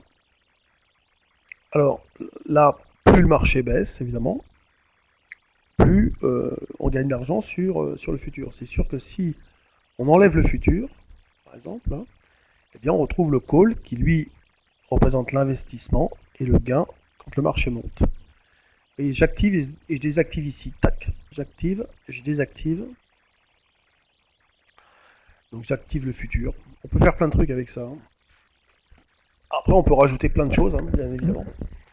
Donc ça, c'est un synthétique. Le but du synthétique, c'est le marché peut se casser la figure à tout moment. Alors, comment vous expliquer ça? Parce que moi, si vous voulez, tout ce que je fais dans les méthodes de trading, même sur le futur et autres, hein, je fais une grosse différence entre une méthode extraordinaire qui peut gagner de l'argent, je ne sais pas s'il en existe, mais bon, et ce que j'appelle la praticabilité d'une méthode. C'est-à-dire que on fait beaucoup de comportemental, d'analyse comportementale. Au départ, on explique aux gens, on essaye de démystifier un peu le métier du trader et de lui dire que, vous savez, c'est tout ce que vous ressentez comme stress, problème, etc. On le ressent tous. Et puis, les biais humains sont toujours les mêmes. Le phénomène de l'ancrage, le phénomène... On les a tous, ces trucs-là. Le but étant que il faut prendre conscience des problèmes et des obstacles à franchir pour justement devenir bon. Et dans la praticabilité d'une approche, je tiens énormément compte, si vous voulez, de tous ces problèmes psychologiques. Et il y a des gens qui viennent me voir en me disant, tiens, j'ai inventé une approche qui est bien, etc. Alors je leur dis, bon, oui, c'est peut-être bien, j'en sais rien, mais pour moi, c'est pas bon. Et pourquoi je tente de leur expliquer, mais ils se fâchent. Et je leur dis, parce que si vous arrivez à faire ça, humainement parlant, c'est que vous êtes pas un humain, quoi. Vous êtes je sais pas, un dieu, j'en sais rien, vous êtes quelqu'un d'insensible, etc. Un exemple. Le jour où le marché a dévissé à 4110, bon, moi j'avais donné 4110. Rappelez-vous, hein, il y en a qui disaient 4120 et qui un peu plus tard disent que non, il n'y a pas eu de problème, on n'a jamais cassé 120. Alors qu'on a fait 104. Moi quand je dis 110, bon je vous le dis à vous, c'est 7 points de 1000 le bruit, donc ma vente stop elle est à 4102,5. Donc on a fait 104, j'ai pas vendu. C'est comme ça, c'est fixé. Je vais pas m'amuser à dire sur BFM, mon stop loss, parfois je le dis, hein, ça m'est arrivé plusieurs fois, mais mon stop loss là il était à, enfin mon stop de reverse même, hein, il était à 4102,5. Je crois que je l'ai dit le deuxième ou le troisième jour, je sais plus, mais je pense que je l'ai dû le dire à un moment donné. D'ailleurs, je le dis quand tout le monde a vu le 110, ça m'ennuie un peu d'ailleurs, j'ai dit il faut que je le change. Alors, psychologiquement, qu'est-ce qu'on ressent quand on revient en arrière la troisième fois, la quatrième fois, on se dit cette fois-ci, ça y est, c'est la bonne. Eh bien, le fait d'avoir un synthétique comme ça, c'est super bien parce que c'est un peu la petite soupape de sécurité psychologiquement. Vous vous dites, bon, bah, je suis dans la partie si c'est que ça figure. Et puis comme ça, si ça monte, bah, je suis couvert parce que j'ai monté un synthétique qui fera que, bah, regardez, le marché, quand il monte, on perd pas plus de ce qu'on a misé au départ. Ce genre d'approche dans des marchés comme nous les avons actuellement, est super importante. Vraiment super importante. Parce qu'elle vous évite de stresser, elle vous évite de faire la grosse bêtise qui pourrait consister à aller, cette fois-ci ça va y aller, je vends, puis le soir ça remonte, et le lendemain on ouvre avec un gap, peut-être pas avec un gap, mais en hausse en plus. Et évidemment vous êtes tordu, alors du coup vous perdez, puis la fois d'après ben, vous le faites pas parce que vous vous êtes fait avoir, et puis c'est là qu'il fallait le faire, etc. Enfin, principe de base, quoi. Donc oui, moi tout ce que je fais, j'attache une grande importance aux options parce que si vous voulez, quand on joue en plus avec des grosses sommes, pour moi, hein, il est indispensable de faire rentrer les options dans votre jeu, dans votre façon de faire. Euh, Attendez voir, bougez pas, parce qu'en même temps, je vais essayer de trouver. Alors, ça c'était l'intervention. Et le synthétique, il est où? Ok, donc ça on l'a fait. Ah ouais, alors l'intérêt aussi du synthétique, c'est que l'option, elle est négociable de 9h à 17h30. D'accord? Le futur, il est négociable de 8h à 22h. Et en plus, bon, pour y aller, remplacer le futur la nuit sur du CFD, bon, ça c'est une possibilité. Moi, je vous conseille pas trop quand même, hein. Mais l'idée, c'est de pouvoir négocier de 8h à 9h en plus et de 17h30 à 22h en plus. Donc vous avez toujours une option, si vous voulez, mais sur le futur, qu'est-ce que ça va consister à faire? C'est lorsque vous rachetez un futur, ben, vous êtes acheteur d'un call. Lorsque vous vendez un futur, vous êtes acheteur d'un put. Et systématiquement dans la journée, vous passez acheteur de put, acheteur de call, acheteur de put, acheteur de call. C'est votre risque est toujours fixé. Et ben, je peux vous dire que dans des marchés un peu galères, directionnel certes, mais brutalement on va dire directionnel, parce que souvent il se passe rien, puis boum ça monte, ou boum ça baisse, et puis pendant 5 heures il se passe rien. C'est compliqué ça à supporter. Enfin moi je trouve, hein, maintenant, quand on le fait pendant 15 jours, c'est pas très compliqué, peut-être j'en sais rien, mais je peux vous dire quand on fait ça pendant très longtemps, c'est à force ça use un petit peu quand même. Donc en tout cas moi je me suis aperçu en faisant ce genre de choses, bah, c'était quand même extrêmement agréable. Alors ce que je voudrais après vous montrer, c'est des exemples sur des variations de volatilité. On va par exemple ici, alors il faut que je fixe les choses, je vais virer ça, le futur, et je vais rester avec attends, je vais mettre un put, parce qu'en général les puts, c'est là-dessus que la volatilité évidemment en général monte, hein, c'est sur un put, c'est pas sur le call, c'est pas sur un achat de call. Donc je vais retrouver ici mes options, je vais prendre du décembre et je vais prendre les puts. Allez hop, comme ça sort. Imaginons que tout à l'heure, monsieur, il disait est-ce qu'on peut vendre des puts? Alors il m'a dit ouais, la volatilité n'est pas très forte. Alors en effet, on va regarder. Prenons par exemple le 3850 décembre qui est très loin. Le 3850 décembre, il vaut, dernier cours, 13,5. Ok. Donc prix d'entrée, on va mettre 13,5 par exemple. Ok, et là, le prix moyen, 12,65 en close. Bon, ok. Montant des dividendes d'ici décembre. Je crois que je sais plus, hein, je crois qu'il y a une quinzaine de points. Je sais pas en tête. On va mettre 15 points. On s'en fiche, c'est pas très important. Et là, vous avez une volatilité implicite de 18. Ok. On va la fixer, cette volatilité. Alors, je sais qu'il faut. Alors, là, ici, on peut faire bouger la volatilité. Mais avant, voilà, j'ouvre un pricer. En fait, toutes les options, on peut les faire bouger, les faire vivre. Donc, on retrouve exactement les mêmes choses qu'on a là. Ici, on a l'échéance, 57 jours. On a le cours du sous-jacent, 4263,5. Alors ça, c'est en direct live. Hein. On est en effet à cette heure-là à 4263,5. On a une volatilité à 18 que je fixe. Et on va essayer de faire... Alors, qu'est-ce que je voulais faire là? Il y a un truc qu'il faut que je fixe, mais je me souviens jamais comment ça fonctionne. Là, ici, vous voyez les calls là. Il faut que je passe en mode, normalement, il y a un mode simulation. Voilà, c'est ça. Mode simulation. Ok. Vous voyez ici, il y a mode temps réel, mode simulation. Donc, je vais simuler des variations de volatilité ici. Pour l'instant, elle est 18,60, n'est-ce pas? Et vous avez un prix de 13,5 et prix moyen de 12,65. Si là, je monte la volatilité, normalement, écart de volatilité en pourcentage sur le put. Ça donne quoi? Il faut que je fixe quelque chose, mais je ne sais plus ce qu'il faut que je fixe. Alors attendez, ne bougez pas. Désolé, hein, mais je ne sais pas si c'est ça qu'il faut que je fixe. Non, ça bouge, mais à côté. Comment ça se fait que ça bouge, mais à côté? Vous voyez, au fur et à mesure que je fais monter là, ici, le prix, vous avez ici, là, pas sur ça, et sur l'autre, le prix qui augmente. C'est ce que je cherche à faire sur le pricer, mais je sais pas pourquoi. Ah, parce qu'il faut que je le fasse à la main, peut-être. Ah oui, c'est ça. Si je mets 20, si je mets 20, regardez le 13,5, ce qui va devenir, ou l'autre, tac. Si je mets 20, bon, j'arrive pas à mettre 20, c'est bizarre. Alors, je suis pas encore un expert du truc, hein, parce que... Bon, regardez là, on va se remettre sur l'autre. Si je fais monter la vol ici, de 2, et la vol qui monte là, et le prix théorique, 19, etc. Donc par exemple, si à ce moment-là vous aviez une volatilité de 18,60, imaginons qu'elle monte de 10 points, donc elle passe à 28. Regardez ce qui va se passer sur le prix de l'option. Là, prix théorique 48. C'est-à-dire qu'avec une volatilité de 18, vous aviez un prix à 13. Avec une volatilité de 28, vous avez un prix à 48. Vous imaginez un peu la différence? Tout ça pour dire que la variation de volatilité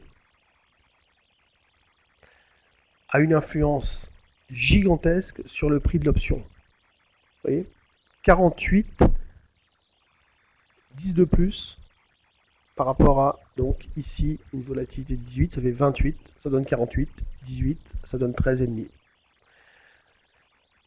À toute chose égale par ailleurs, c'est-à-dire le temps qui reste, c'est toujours 57 jours, et le strike, évidemment, c'est le même, et le prix du marché, c'est le même. Alors, par exemple, si nous avions une volatilité à 28, il est possible d'envisager la vente d'une option, parce qu'on va vendre cette option 48 au lieu de la vendre aujourd'hui à 13. Et pour la défendre, on a beaucoup plus, si vous voulez, d'argent encaissé. Donc là, si vous voulez, c'est peut-être valable de vendre l'option.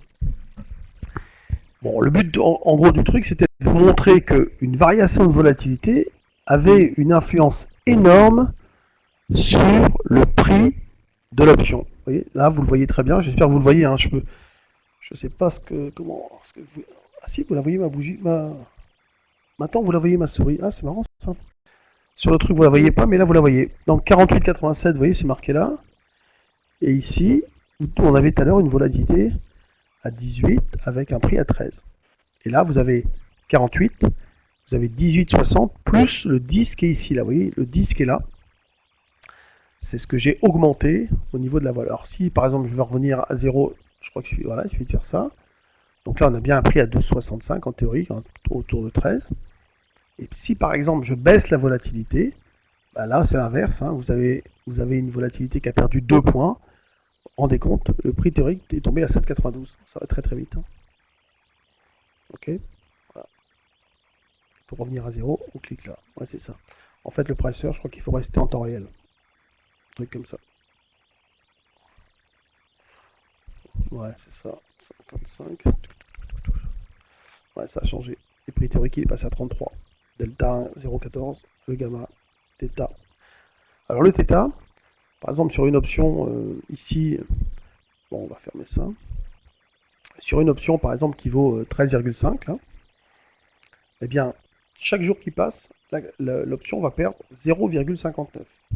Okay, et plus, évidemment, on se rapproche de l'échéance, plus vite, votre option va tendre vers 0. Voilà. Alors, on peut faire d'autres simulations. Je pense qu'on doit pouvoir faire bouger aussi ça. Si, évidemment... Alors, comment on pourrait faire? Je sais qu'on peut tout faire bouger, mais là, je suis un peu... Hein, ah oui, il faut revenir en simulation. Je suis bête. Donc là, par exemple, si on fait... On va mettre 4000. Donc regardez les chiffres de gauche qui vont bouger. Tac.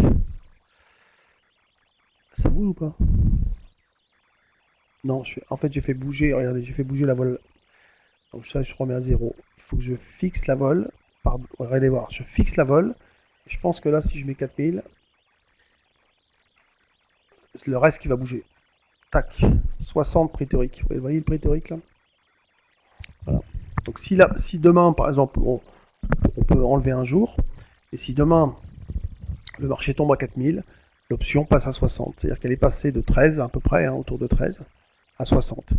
Si en plus, pendant ce temps-là, la volatilité augmente, et c'est sûr que la volatilité augmentera, elle va au moins prendre, je sais pas, vous vous rendez compte, si on perdait 200 points, elle va au moins prendre 5 points, je dis n'importe quoi, mais au moins 5 points. Vous voyez, regardez l'option, elle vaut 88. Ça va vite, hein, ça va très très vite. Et c'est pour ça que quand on vend comme ça des options, eh bien, il faut avoir une couverture très très importante.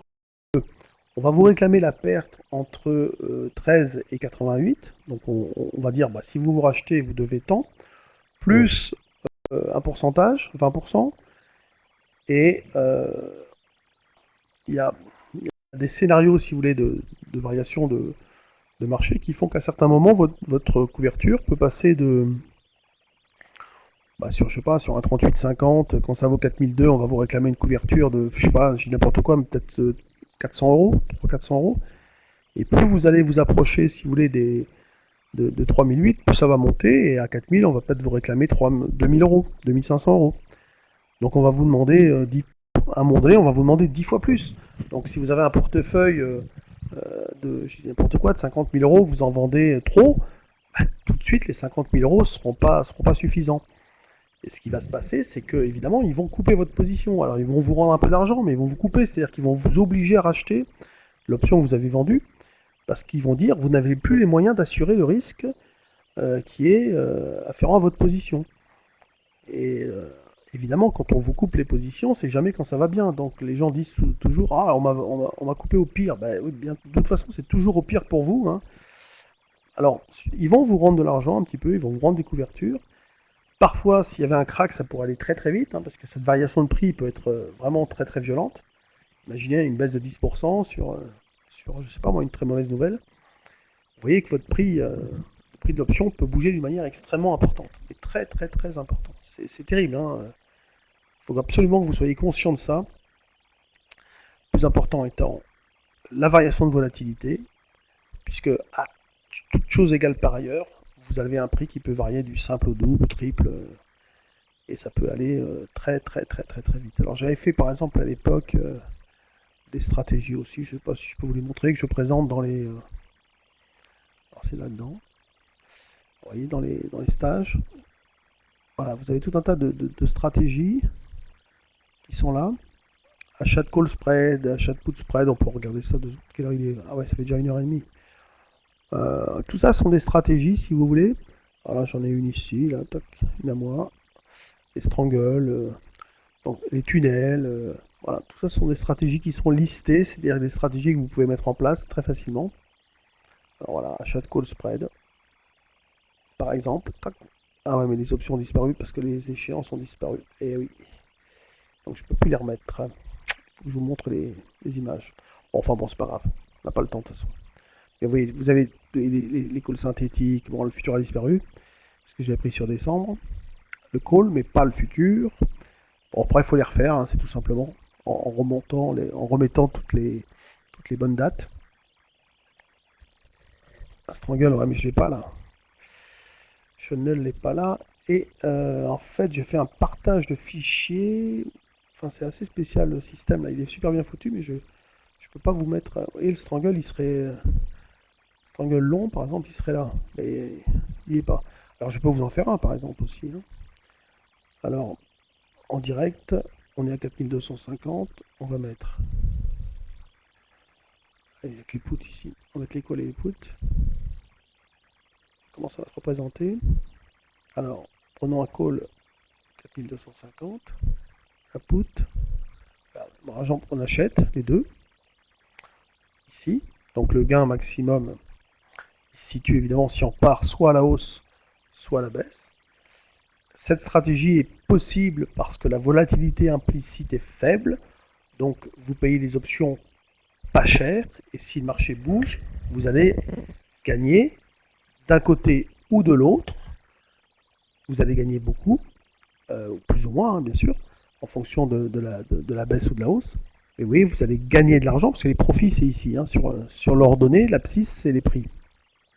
Donc, plus vous allez baisser, plus vous allez gagner. Alors vous allez perdre sur le call mais gagner sur le put. Puis si le marché part à la hausse, vous allez gagner sur le call et perdre sur le put. Alors vous allez me dire que si ça bouge, on gagne tout le temps, c'est génial. Ben oui, mais il faut que ça bouge. Et puis il faut que ça bouge dans un délai suffisamment court. Parce que là c'est pareil, si on repasse en mode simulation, et puis vous voyez par exemple, si on fait bouger le temps là, c'est pareil, j'ai mis des trucs pour faire des simulations avec le temps qui passe.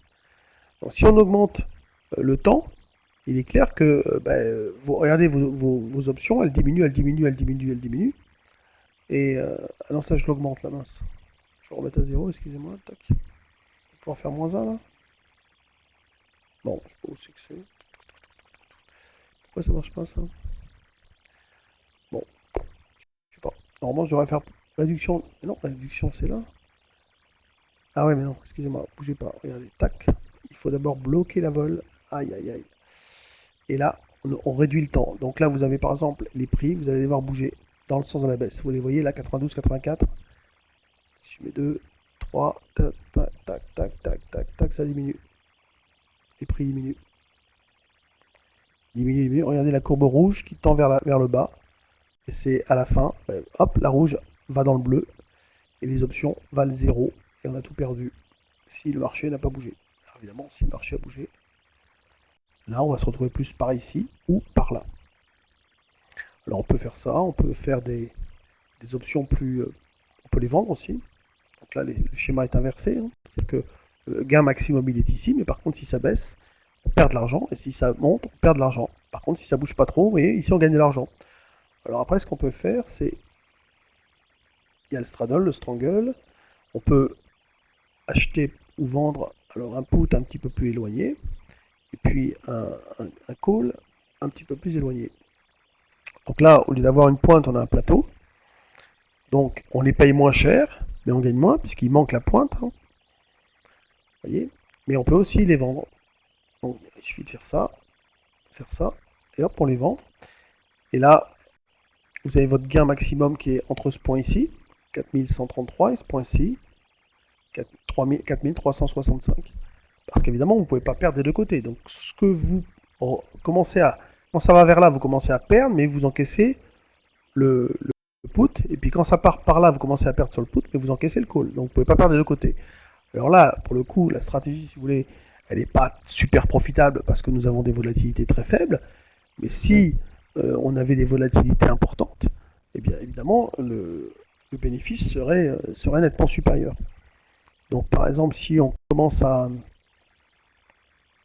faire monter ici les volatilités, on revient ici.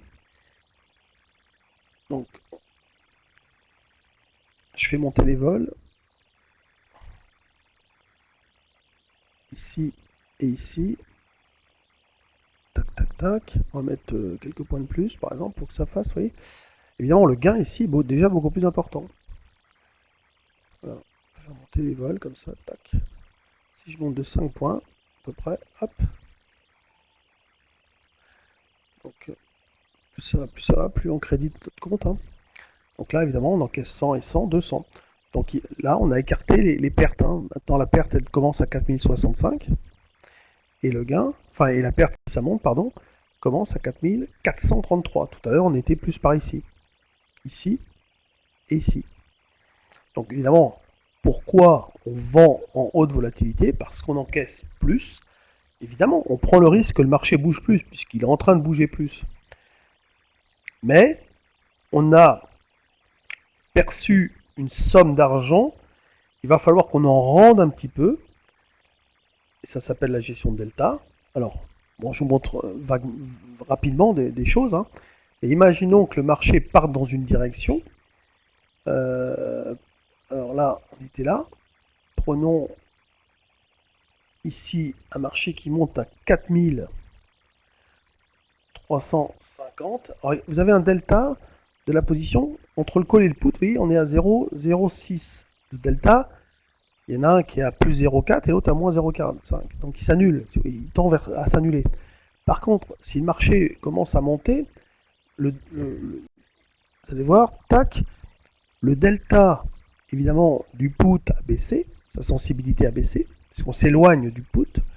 Et par contre, le delta du call, lui, est monté à 0,58, là, vous le voyez.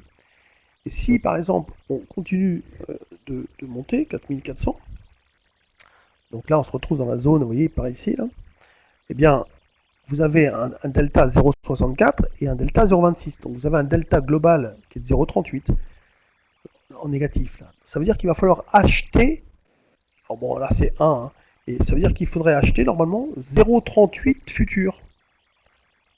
Le système, à ce moment-là, dirait, alors on aurait commencé à acheter de plus en plus, hein, on commence tout doucement, par exemple, au départ, quand on est à 4250, on achète et on vend rien. Mais à 4260, à 4260, il faut que je me retourne un peu, là, c'est un peu difficile.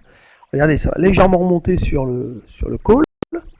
Donc on était à 0,446. Là, on est à 0,4595. Donc normalement, il faut commencer à acheter un petit peu de futur, considérant qu'on est en train de se sensibiliser vers le call 4300. Et arrivé à 4300, par exemple, ok, on doit acheter 0,14 futurs par rapport à la position. Alors 0,14 c'est pas possible, mais si déjà vous mettez 100 ici et 100 ici, là c'est voilà, il y a de la quantité, et ça veut dire qu'il va falloir que vous achetiez 14 contrats. Donc là, vous avez une sensibilité, vous devez acheter 14 contrats futurs CAC 40, 14,8. Alors ça dépend, vous mettez la virgule, hein, si vous êtes couvert par défaut, par excès.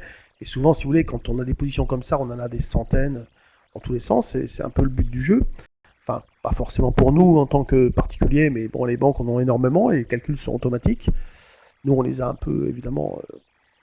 Alors, nous, ce qu'on a essayé de faire, c'est de l'automatisme, hein, dans le temps réel. Là, ici, vous avez le mode temps réel, et puis ici, en mode simulation. Alors, voilà.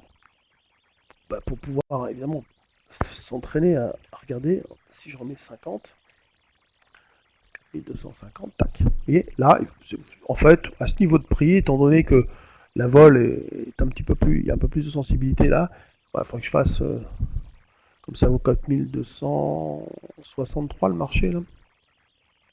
Bon, 4250, voilà, je suis à 0, quoi, je suis à moins 2, 2 sur 100, c'est quasiment 0, quoi. Voilà. Donc, si je mets le prix du marché, 4263, tac, 66, ah, ça monte un petit peu, ouais. Bah, à ce moment-là, vous avez votre delta qui augmente un petit peu. C'est-à-dire que là, il faudrait que j'achète 6 contrats. Mais 6 sur 100 vendus, c'est que dalle. Par contre, évidemment, plus ça va monter, plus il va falloir que j'en achète. Ça va très vite. Vous voyez, là, il faut que j'en achète 26, 27, par exemple, etc. Voilà, c'est un truc qui vous permet de faire des simulations, de voir si vous avez une position un petit peu complexe, votre sensibilité au marché, et de gérer vos positions avec le portefeuille à côté, etc. On peut s'en servir aussi à but, on va dire, éducatif, quoi, comprendre, se rendre compte de l'évolution du prix des options, c'est vrai que c'est sympa. Alors, un truc aussi qu'on a mis en place, c'est le suivi des cours. Alors, on a les cours des options Alors évidemment, comment vous expliquer, comme le θ euh, bah, va faire que l'option va diminuer de valeur à toute chose égale par ailleurs, plus le temps passe, si rien ne bouge, l'option va descendre. On ne peut pas comparer, si vous voulez, le prix le 21 octobre et le prix le 28 octobre.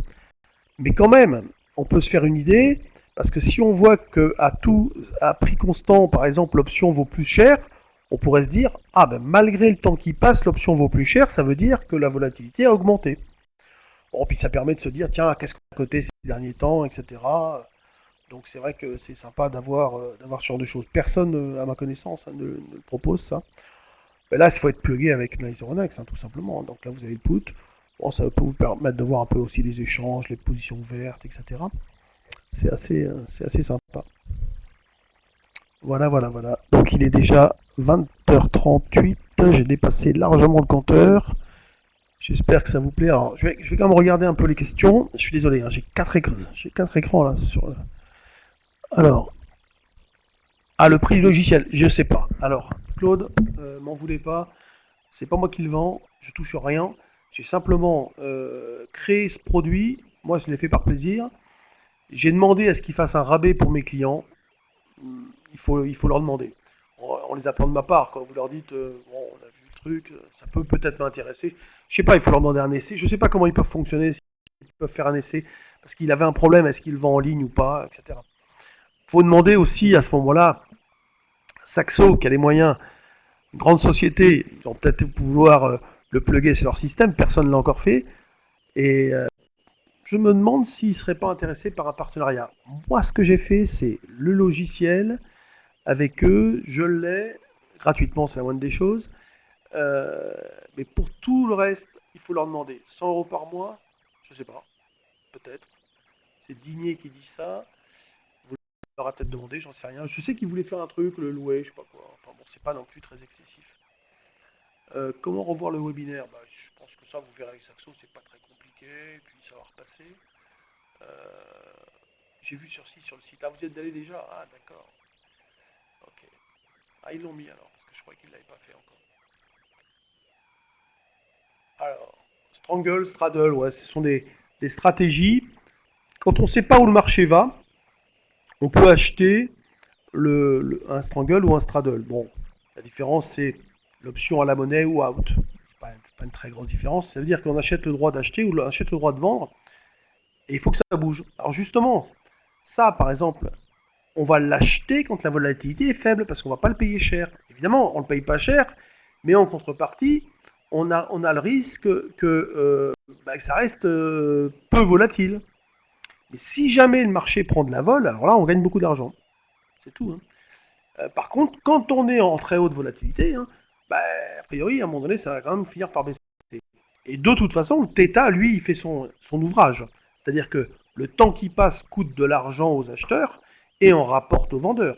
Donc en haute volatilité, vous vendez les options. Alors, on les vend pas, je répète, on les vend pas n'importe comment, on n'en vend pas des tonnes.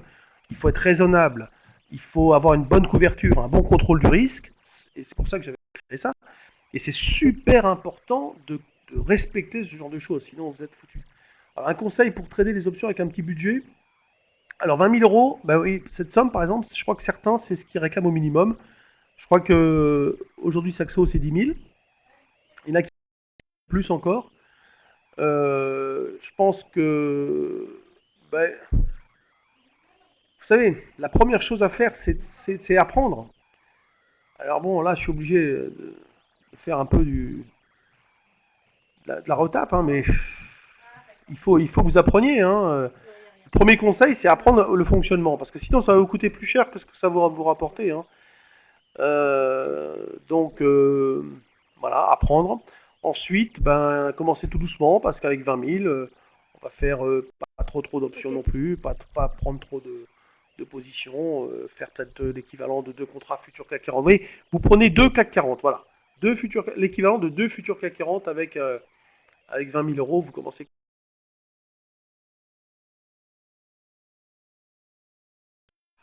Même si vous avez peu de réactivité, vous allez vous en sortir quand même. Alors pourquoi je dis 10 000 par contrat? C'est pas pour les paumer, attention, c'est pas pour les perdre, ce n'est pas pour les perdre, c'est pour vous éviter de stresser sur une perte potentielle. Vous savez, le secret de la bourse, c'est qu'il faut contrôler le risque. Donc il ne faut pas se retrouver avec des positions trop importantes, parce qu'il y a des choses qu'il faut être capable d'absorber, et si cette perte potentielle, à un moment donné, vous fait peur, c'est catastrophique. Donc, en gros, aujourd'hui, quand vous allez sur un marché ou sur des produits comme ça, je m'imagine très bien, par exemple, quelqu'un qui ne sait pas comment est l'océan et qui se dit, bon, j'ai traversé un lac, j'ai traversé des rivières, il arrive au bord de l'eau, c'est calme ce jour-là, il se dit, bon, avec ma pirogue, là, je devrais pouvoir y aller sans problème. Ouais, mais il ne sait pas qu'à un moment donné, il va y avoir des vagues qui vont dépasser les 2 mètres, ou les 3 mètres, ou les 5 mètres, enfin, bon, qui va se faire complètement pulvériser. Bon, là, c'est pareil. Moi, je sais ce qui vous attend. Ça peut être mer d'huile, ça peut être un temps couvert. Et pour faire face à un temps couvert, avec une réactivité pas trop importante quand vous démarrez, pour pouvoir absorber la perte potentielle nécessaire à cette occasion, qui fera que vous allez vous retourner peut-être dans l'autre sens en gagnant de l'argent, mais il va falloir absorber des choses. Il vous faut au moins 10 000 euros par option, vendue, je parle. Vous achetez, avec 20 000 euros, faites des transactions d'un montant, enfin tout dépend de ce que ça représente pour vous, mais oui, c'est vrai, je vous ai parlé de la vente à découvert, parce que c'est ce que je fais le plus naturellement possible. Mais alors, pour acheter, commencez par des positions de 1000 euros. Vous achetez 500 ou 1000 euros de call. De toute façon, au départ, vous allez voir le fonctionnement. Pas plus, ça sert à rien. Vous allez vous envoyer en l'air. De toute façon. Alors, si vous gagnez par hasard, vous allez y prendre goût, vous allez jouer de plus en plus, vous allez vous foutre en l'air. Donc, voilà, vous y allez doucement. Voilà, 5%, voilà, 5% c'est bien. 1000 euros maximum. J'espère que c'est clair. Qu'est-ce qu'il y a d'autre? Merci, de rien. Bien que j'ai été formé sur les options au cours de mes études supérieures, je trouve toujours que les options sont difficiles à maîtriser. Ouais. Vivian, j'ai formé sur les options des market makers. Il y a 2 mois, j'ai formé des... c'est terrible à dire, j'ai formé pas des market makers, non, des traders options. J'ai formé il n'y a pas longtemps des gens qui étaient dans des hedge funds. Vous voyez? Et le gars était super sympathique, vraiment gentil. Et il m'a dit, moi je suis venu voir, et il y en a beaucoup qui feraient mieux de faire de même, parce que il y en a qui disent qu'ils savent, mais en définitive, il y a beaucoup de choses qu'ils ignorent. Moi, mon but, c'est de démystifier tout ça, d'essayer de vous dire qu'il faut, comme à l'école, commencer par apprendre. De toute façon, moi, ce que je fais, c'est je vous fais passer en gros la seconde, la première, la terminale, et puis c'est vous qui passez le bac. C'est vous qui appuyez sur le bouton, c'est vous qui devez avoir un peu de maîtrise, pas faire n'importe quoi, pas vous envoyer en l'air, etc., etc., etc. Le scalping sur les options, ouais, c'est possible. Sur les options, c'est possible. Tout à fait. Moi, j'en fais un petit peu de temps en temps. Sur le CFD, oui, c'est possible. Mais sur les options gré à gré, là, non, c'est pas possible. Franchement, sur les options gré à gré, il faut que vous voyiez ça comme étant plus soit une vente long terme, prendre des options très longues, en espérant que le temps qui passe vous rapportera de l'argent, soit, par exemple, voilà, un cas tout à fait intéressant, vous allez, je peux pas mettre, je sais pas s'il m'entend, David, mais là, en 2 secondes, j'aurais pu mettre la plateforme Saxo si j'avais mis mon écran en contrôle, parce que je l'ai la plateforme moi, et je vous aurais montré en direct. Mais prenons par exemple l'Eurodoll, là, ils vont 1,38,037. Tout à l'heure, j'ai regardé. Ils ont des options, par exemple, sur des échéances super courtes. Je crois, non, il n'y a pas 8 décembre, mais il y a du 25 octobre ou du 23, ou j'en sais rien. Enfin, alors, vous achetez, par exemple, vous avez envie de vendre, là, vous dites, c'est pas possible, l'euro, il a trop monté. Alors, normalement, comme vous avez vu ce que j'ai dit ce matin sur BFM, j'ai dit, il faut acheter. Et je dis bien que c'est dur pour tout le monde, vous voyez. Ça, c'est pour moi, c'est important ce message. Parce que dire, ouais, si ça monte, si les stats sont bonnes, ça va monter, si les stats sont mauvaises, ça va baisser, ça c'est facile. Moi, je vous dis, c'est difficile d'acheter, malgré tout, etc. Même quand on a l'habitude comme moi. Et parfois, on se dit, c'est pas possible, 1,38,04, il va retracer à un moment donné. Pas possible. Je vous fais à haute voix ce qu'on se dit dans la tête. Et encore, je reste poli parce que quand on pense, on se dit des gros mots. Donc, on a envie de shorter le Rodol. Alors, vous shortez le Rodol, ok, c'est peut-être une connerie, mais ça en sera une petite parce qu'à ce moment-là, vous allez dans les options Saxo et vous avez des options très court terme. C'est toujours emmerdant de payer 0,30 ou 0,40. Mais si le Rodol, vous avez raison, qui retrace, vous allez prendre 150 pips, et ça se trouve, vous allez les prendre et qu'il va peut-être rebondir, et votre option, elle vaudra encore quelque chose. Donc vous allez gagner 150 et vous allez perdre 40. Et c'est tellement agréable que c'est justement le fait que vous ayez fait ce synthétique en définitive. Ben, si ça monte, vous êtes couvert, et que ça vous coûte que dalle, ou très peu, peut-être 0,5, 0,6, 60 pips, je sais pas. Mais ça vous coûte pas grand-chose. Et là, vous êtes attaquant, c'est-à-dire que vous pouvez reconstruire des positions. Alors que si vous êtes short sec, ben vous allez subir. Alors, short sec, pour moi, c'est pas bon, puisque normalement, c'est haussier. Mais si vous êtes comme ça, avec une option en face, que vous payez pas cher, parce que vous allez prendre une échéance courte, c'est comme ça que vous allez utiliser le gras gré. Hein, c'est-à-dire vous allez jouer soit du très court à l'achat, soit du très long à la vente. Et au moins, vous avez le mental ben, au repos, quoi. Vous êtes tranquille. C'est quand même, je vous assure, hein, c'est super important d'être offensif plutôt que défensif. Et c'est tellement agréable d'être à l'abri du risque plutôt qu'être inquiet, pas bien. Parce que moi, ça m'est arrivé des mois et des mois de pas être bien, hein, avoir l'estomac en vrille et de penser qu'à ça. Bon, il y a longtemps, hein. J'ai arrêté à un moment donné, mais des conneries, mais je les ai toutes faites, hein, donc je peux vous dire que j'ai connu des moments d'euphorie et des moments de stress permanent, et il faut avoir un super contrôle quand même pour garder des positions, enfin pour tenir le coup longtemps. Moi, ça m'est arrivé de tenir des positions des mois et des mois. Hein. 99, par exemple, octobre, novembre, décembre, qu'est-ce que j'ai souffert? C'était à cause du bug en 2000, je me suis fait un peu avoir. Bon, après, en janvier, février, ça a été extraordinaire. Hein. C'est là où la bourse, c'est beau, autant qu'il y a de la vie, il y a de l'espoir. Au talent du trading, c'est ce que j'avais dit à Moudou. J'espère qu'il l'a entendu. Et il avait dit game over sur son truc. C'est une grosse bêtise parce que la preuve, il est encore là. Je sais pas ce qu'il a fait cette semaine. On verra demain tout ça. J'espère qu'on aura les résultats très tôt. Voilà. Qu'est-ce que je peux dire de plus? J'ai tout dit. Ouais, Digné, tu connais aussi les mots d'estomac, je comprends. Alors, il y a une offre. Ils offrent 300 euros sur une formation, 50 euros sur votre compte. Et puis nous, on vous offrira le café. Pas mal, c'est déjà bien. Vous n'aimez pas trop le DAX? Non, non, j'aime tout, je travaille tout. Mais c'est dommage, c'est drôle parce que l'image de BFM, c'est Cusack, c'est un spéculateur qui fait que du CAC. Mais non, au départ, cette émission s'appelait d'ailleurs avec Jean-Louis Cusack, un coup d'avance. Mais moi, je fais tout. Mais là, on parle du CAC et je suis là tous les jours, hein, puisque c'est mon émission à la base. Donc, bon, ben voilà, je peux pas vous raconter tous les jours la même chose sur ça va pas bien, mais si demain ça va mieux, c'est peut-être les marchés vont monter, peut-être que demain si ça va mal, non, sans tout ça on s'en fout, et je pense que je suis le seul à vous dire voilà, j'achète à 55, ce matin je vous ai dit j'achète à 55, je peux pas vous dire mieux.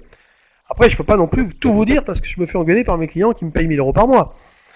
Mais je trouve que déjà c'est beaucoup, j'espère que vous en rendez compte. Alors maintenant je peux pas être parfait tout le temps, je peux pas être le meilleur tout le temps, je peux pas être au top tout le temps, nous ne sommes que des humains. Faut être tolérant aussi, hein. Moi, vous savez, quand je vois Pierre-Paul Jacques passer sur BFM, je suis surtout tous les jours, hein, quelqu'un qui est super critiqué, je trouve que comme oh, je sais plus là, le matin là, comment il s'appelle c'est pas possible, j'ai des trous de mots, de noms, c'est terrible. Et que j'écoute moi beaucoup avec plaisir. Bah, parfois il est bon, il est excellent, parfois il est moins bon. Bah, il faut être tolérant, ça fait partie du jeu. Hein. Faut pas être au top tout le temps. Euh, Marc Fiorentino, voilà, j'écoute le matin en finissant mon café. Alors, tout le monde critique, bah ouais, mais c'est facile de critiquer. Faites-le, hein. Faites-le, c'est dur d'être là. Nous on le fait par plaisir, hein, je vous le dis. Par plaisir, c'est gratuit, on n'est pas là pour. Moi j'ai fait 20 ans, il n'y a pas un coup de fil. Hein. Alors évidemment, ça fait 5 ans, les téléphones sonnent. Mais pendant 15 ans, jamais un coup de fil. Alors du DAX, ben, j'en fais tout le temps. Ben non, je peux pas. On est trop court. Hein. Faut pas du DAX, je suis d'accord. Alors le DAX, il a surperformé là ces derniers temps. CAC trop mou, non, je suis pas d'accord, c'est pas vrai. Non, non. Vous avez qu'en faire plus, vous verrez. Hein, ça va. Les vols sont à peu près identiques, hein, comme les pertes d'ailleurs. Hein. Mais Marc, il dit de belles choses, bien sûr, bien sûr, bien sûr. Euh... Ah, faut pas être sectaire comme ça. Le DAX, c'est de la merde, et le CAC, non, le DAX c'est super, et le CAC c'est mauvais. Non, non. Moi, je travaille sur le CAC et sur le DAX. Historiquement, je peux vous dire que heureusement que j'ai fait plus de CAC que de DAX parce que sur le DAX, ça a perçu de choses assez bizarres à certaines époques, notamment les limites down. Je pourrais vous en parler toute la nuit, donc je crois qu'il va falloir que j'arrête quand même. Il y a ma femme qui est à côté de moi qui me tape sur l'épaule en me disant regarde quelle heure il est. Je sais pas si David est toujours là, David Stéphane. Désolé David, je te tiens tard ce soir. Voilà. Bon, dernière question, puis après, sinon je sais pas m'arrêter moi. Alors une dernière question, allez. Non, mais y a pas de souci, je suis là, hein, Jean-Louis. Hein, Ouais, y je a m'en aucun doute. problème. Ok.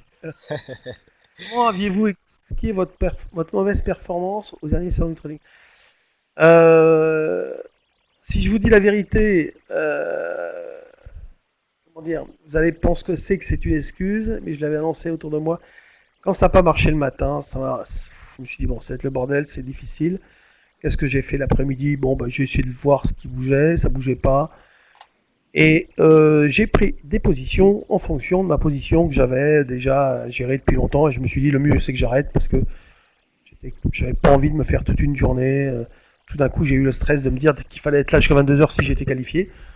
Donc, c'est même pas une mauvaise performance parce que j'ai gagné. Bon, je sais pas si vous avez vu exactement, je sais même pas comment ils ont calculé. Mais j'ai dit que j'avais perdu, mais en fait, j'avais gagné. Et j'ai gagné sur le DAX, mais pas à 16 h. Oui, c'est sûr qu'au moment où on a arrêté, j'étais perdant. Mais quelques minutes plus tard, j'étais gagnant. Quoi. C'est ça. C'est pas une C'est un jeu hein, aussi. Hein. Alors, ce qu'il faudrait faire sur ces trucs-là, c'est que ça dure longtemps, vous voyez, une journée au minimum. Alors, même là, ça serait pas, comment dire, exactement tout comme on pourrait le faire pour soi au bureau. Euh, Là, je vais faire un truc avec, oh, ça n'a rien à voir avec Saxo, mais on peut le dire quand même, avec Trader Mag. Euh, je vais faire une journée de trading, un peu comme là. Vous voyez ce que j'ai devant moi, c'est-à-dire mon webinaire. Mais là, vous verrez mon écran, et puis je vais faire une journée de trading. Je traderai un peu sur toutes les plateformes, je m'amuserai, je m'amuserai, non, je bosserai, hein. Je ferai des trucs comme ça, à droite à gauche. Et après, le jour où il y aura 500 personnes qui suivront, au lieu de, peut-être là, déjà il y a eu beaucoup d'inscrits, hein, c'est 200 francs, 200 euros toute la journée. Et si je ne vous fais pas gagner 20 points, c'est dommage, mais ça peut arriver. Bah, peut-être qu'un jour on fera un spécial Saxo comme ça, toute la journée, avec la plateforme Saxo à trader.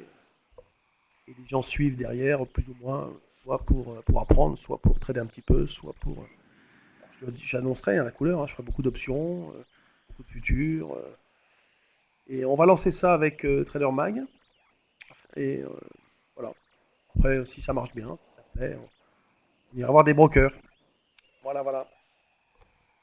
Bon, Bon, bah, merci tout le euh, monde. très bien. Merci. Merci beaucoup Jean-Louis en tout cas d'avoir pris ce temps pour nous, pour toutes les personnes qui sont là, parce que quand même Jean-Louis nous a accordé 2 heures de son temps ce soir. Merci beaucoup de prendre le temps pour ça, parce que c'est important de le rappeler, parce il y a beaucoup de gens qui sont aussi connus ou qui prétendent être connus sur ces marchés-là. Toi, ça fait quand même plusieurs dizaines d'années que tu es là sur la place et tu as encore, on va dire, la simplicité de pouvoir prendre de ton temps. Là, il est bientôt 21 h. Je sais que tu commences très tôt le matin. Mais encore pour être là, pour répondre aux questions. Donc merci encore pour tout ça, pour ta simplicité, ton expertise avant tout, mais aussi ça, je tiens à y aller parce que c'est pas forcément le cas dans ce milieu-là partout. Donc je tenais à mettre un point là-dessus. Pour ce qui nous concerne, nous avec Perceval Finance et Saxo Bank, donc effectivement on a une offre qu'on vous propose si par exemple vous avez justement envie d'aller chez Perceval pour vous faire former donc dans l'école de trading de Jean-Louis Cussac, n'hésitez pas donc à nous contacter ou à contacter directement Perceval. Vous pouvez même cliquer là sur ce que vous avez devant les yeux, sur les boutons pour profiter de l'offre, pardon, excusez-moi, ou alors pour tester la Saxo Trader et puis justement cette fameuse map d'options que Jean-Louis vous a montré. Il y a une offre intéressante quand même puisqu'il y a 300 € de remise sur la formation. Nous on vous met 50 € au pot à l'ouverture de votre compte. Donc pour un minimum d'ouverture de compte de 10 000 €, appelez-nous 01 78 94 56 40. Chez Perceval 01 47 03 33 83. Des deux côtés on sera ravis d'entendre parler de vous. Et puis on va encore essayer de vous proposer encore du contenu avec Jean-Louis si il est disponible et je sais qu'il l'est toujours, donc ça sera un plaisir de réorganiser ça une fois encore. Voilà, je vous souhaite une bonne soirée et puis à très bientôt pour des nouveaux webinaires spéciaux avec des professionnels des marchés financiers comme Jean-Louis Cussac de Perceval Finance ce soir en partenariat avec Saxo Bank et formationtrading.com. À bientôt, c'est David Stéphan. Et à bientôt, Jean-Luc Cussac. Au Au talent revoir. du trading demain, David. Oui, les talents du trading, effectivement. Les talents du trading. Donc du coup, les résultats, c'est 16h45, c'est ça, Jean-Louis? Ouais, c'est ça, c'est-à-dire que ça sera pas moi, je pense qu'il va demain, c'est pas moi qui y serai, j'étais là la semaine dernière. Oui. Mais demain au matin, on va faire les comptes, on va noter. Voilà. Et vous aurez donc les résultats vers 16h45. Voilà. Bon, voilà, c'est 16h45 donc sur BFM Business. Donc vous verrez donc les résultats des candidats. Je crois qu'on est à la 5e semaine, si ma mémoire est bonne, sur les talents du trading saison 2. Bon, merci beaucoup, merci à tous, merci Jean-Louis, merci beaucoup. Bonsoir tout le Et monde. puis, bonsoir à tous. Au revoir.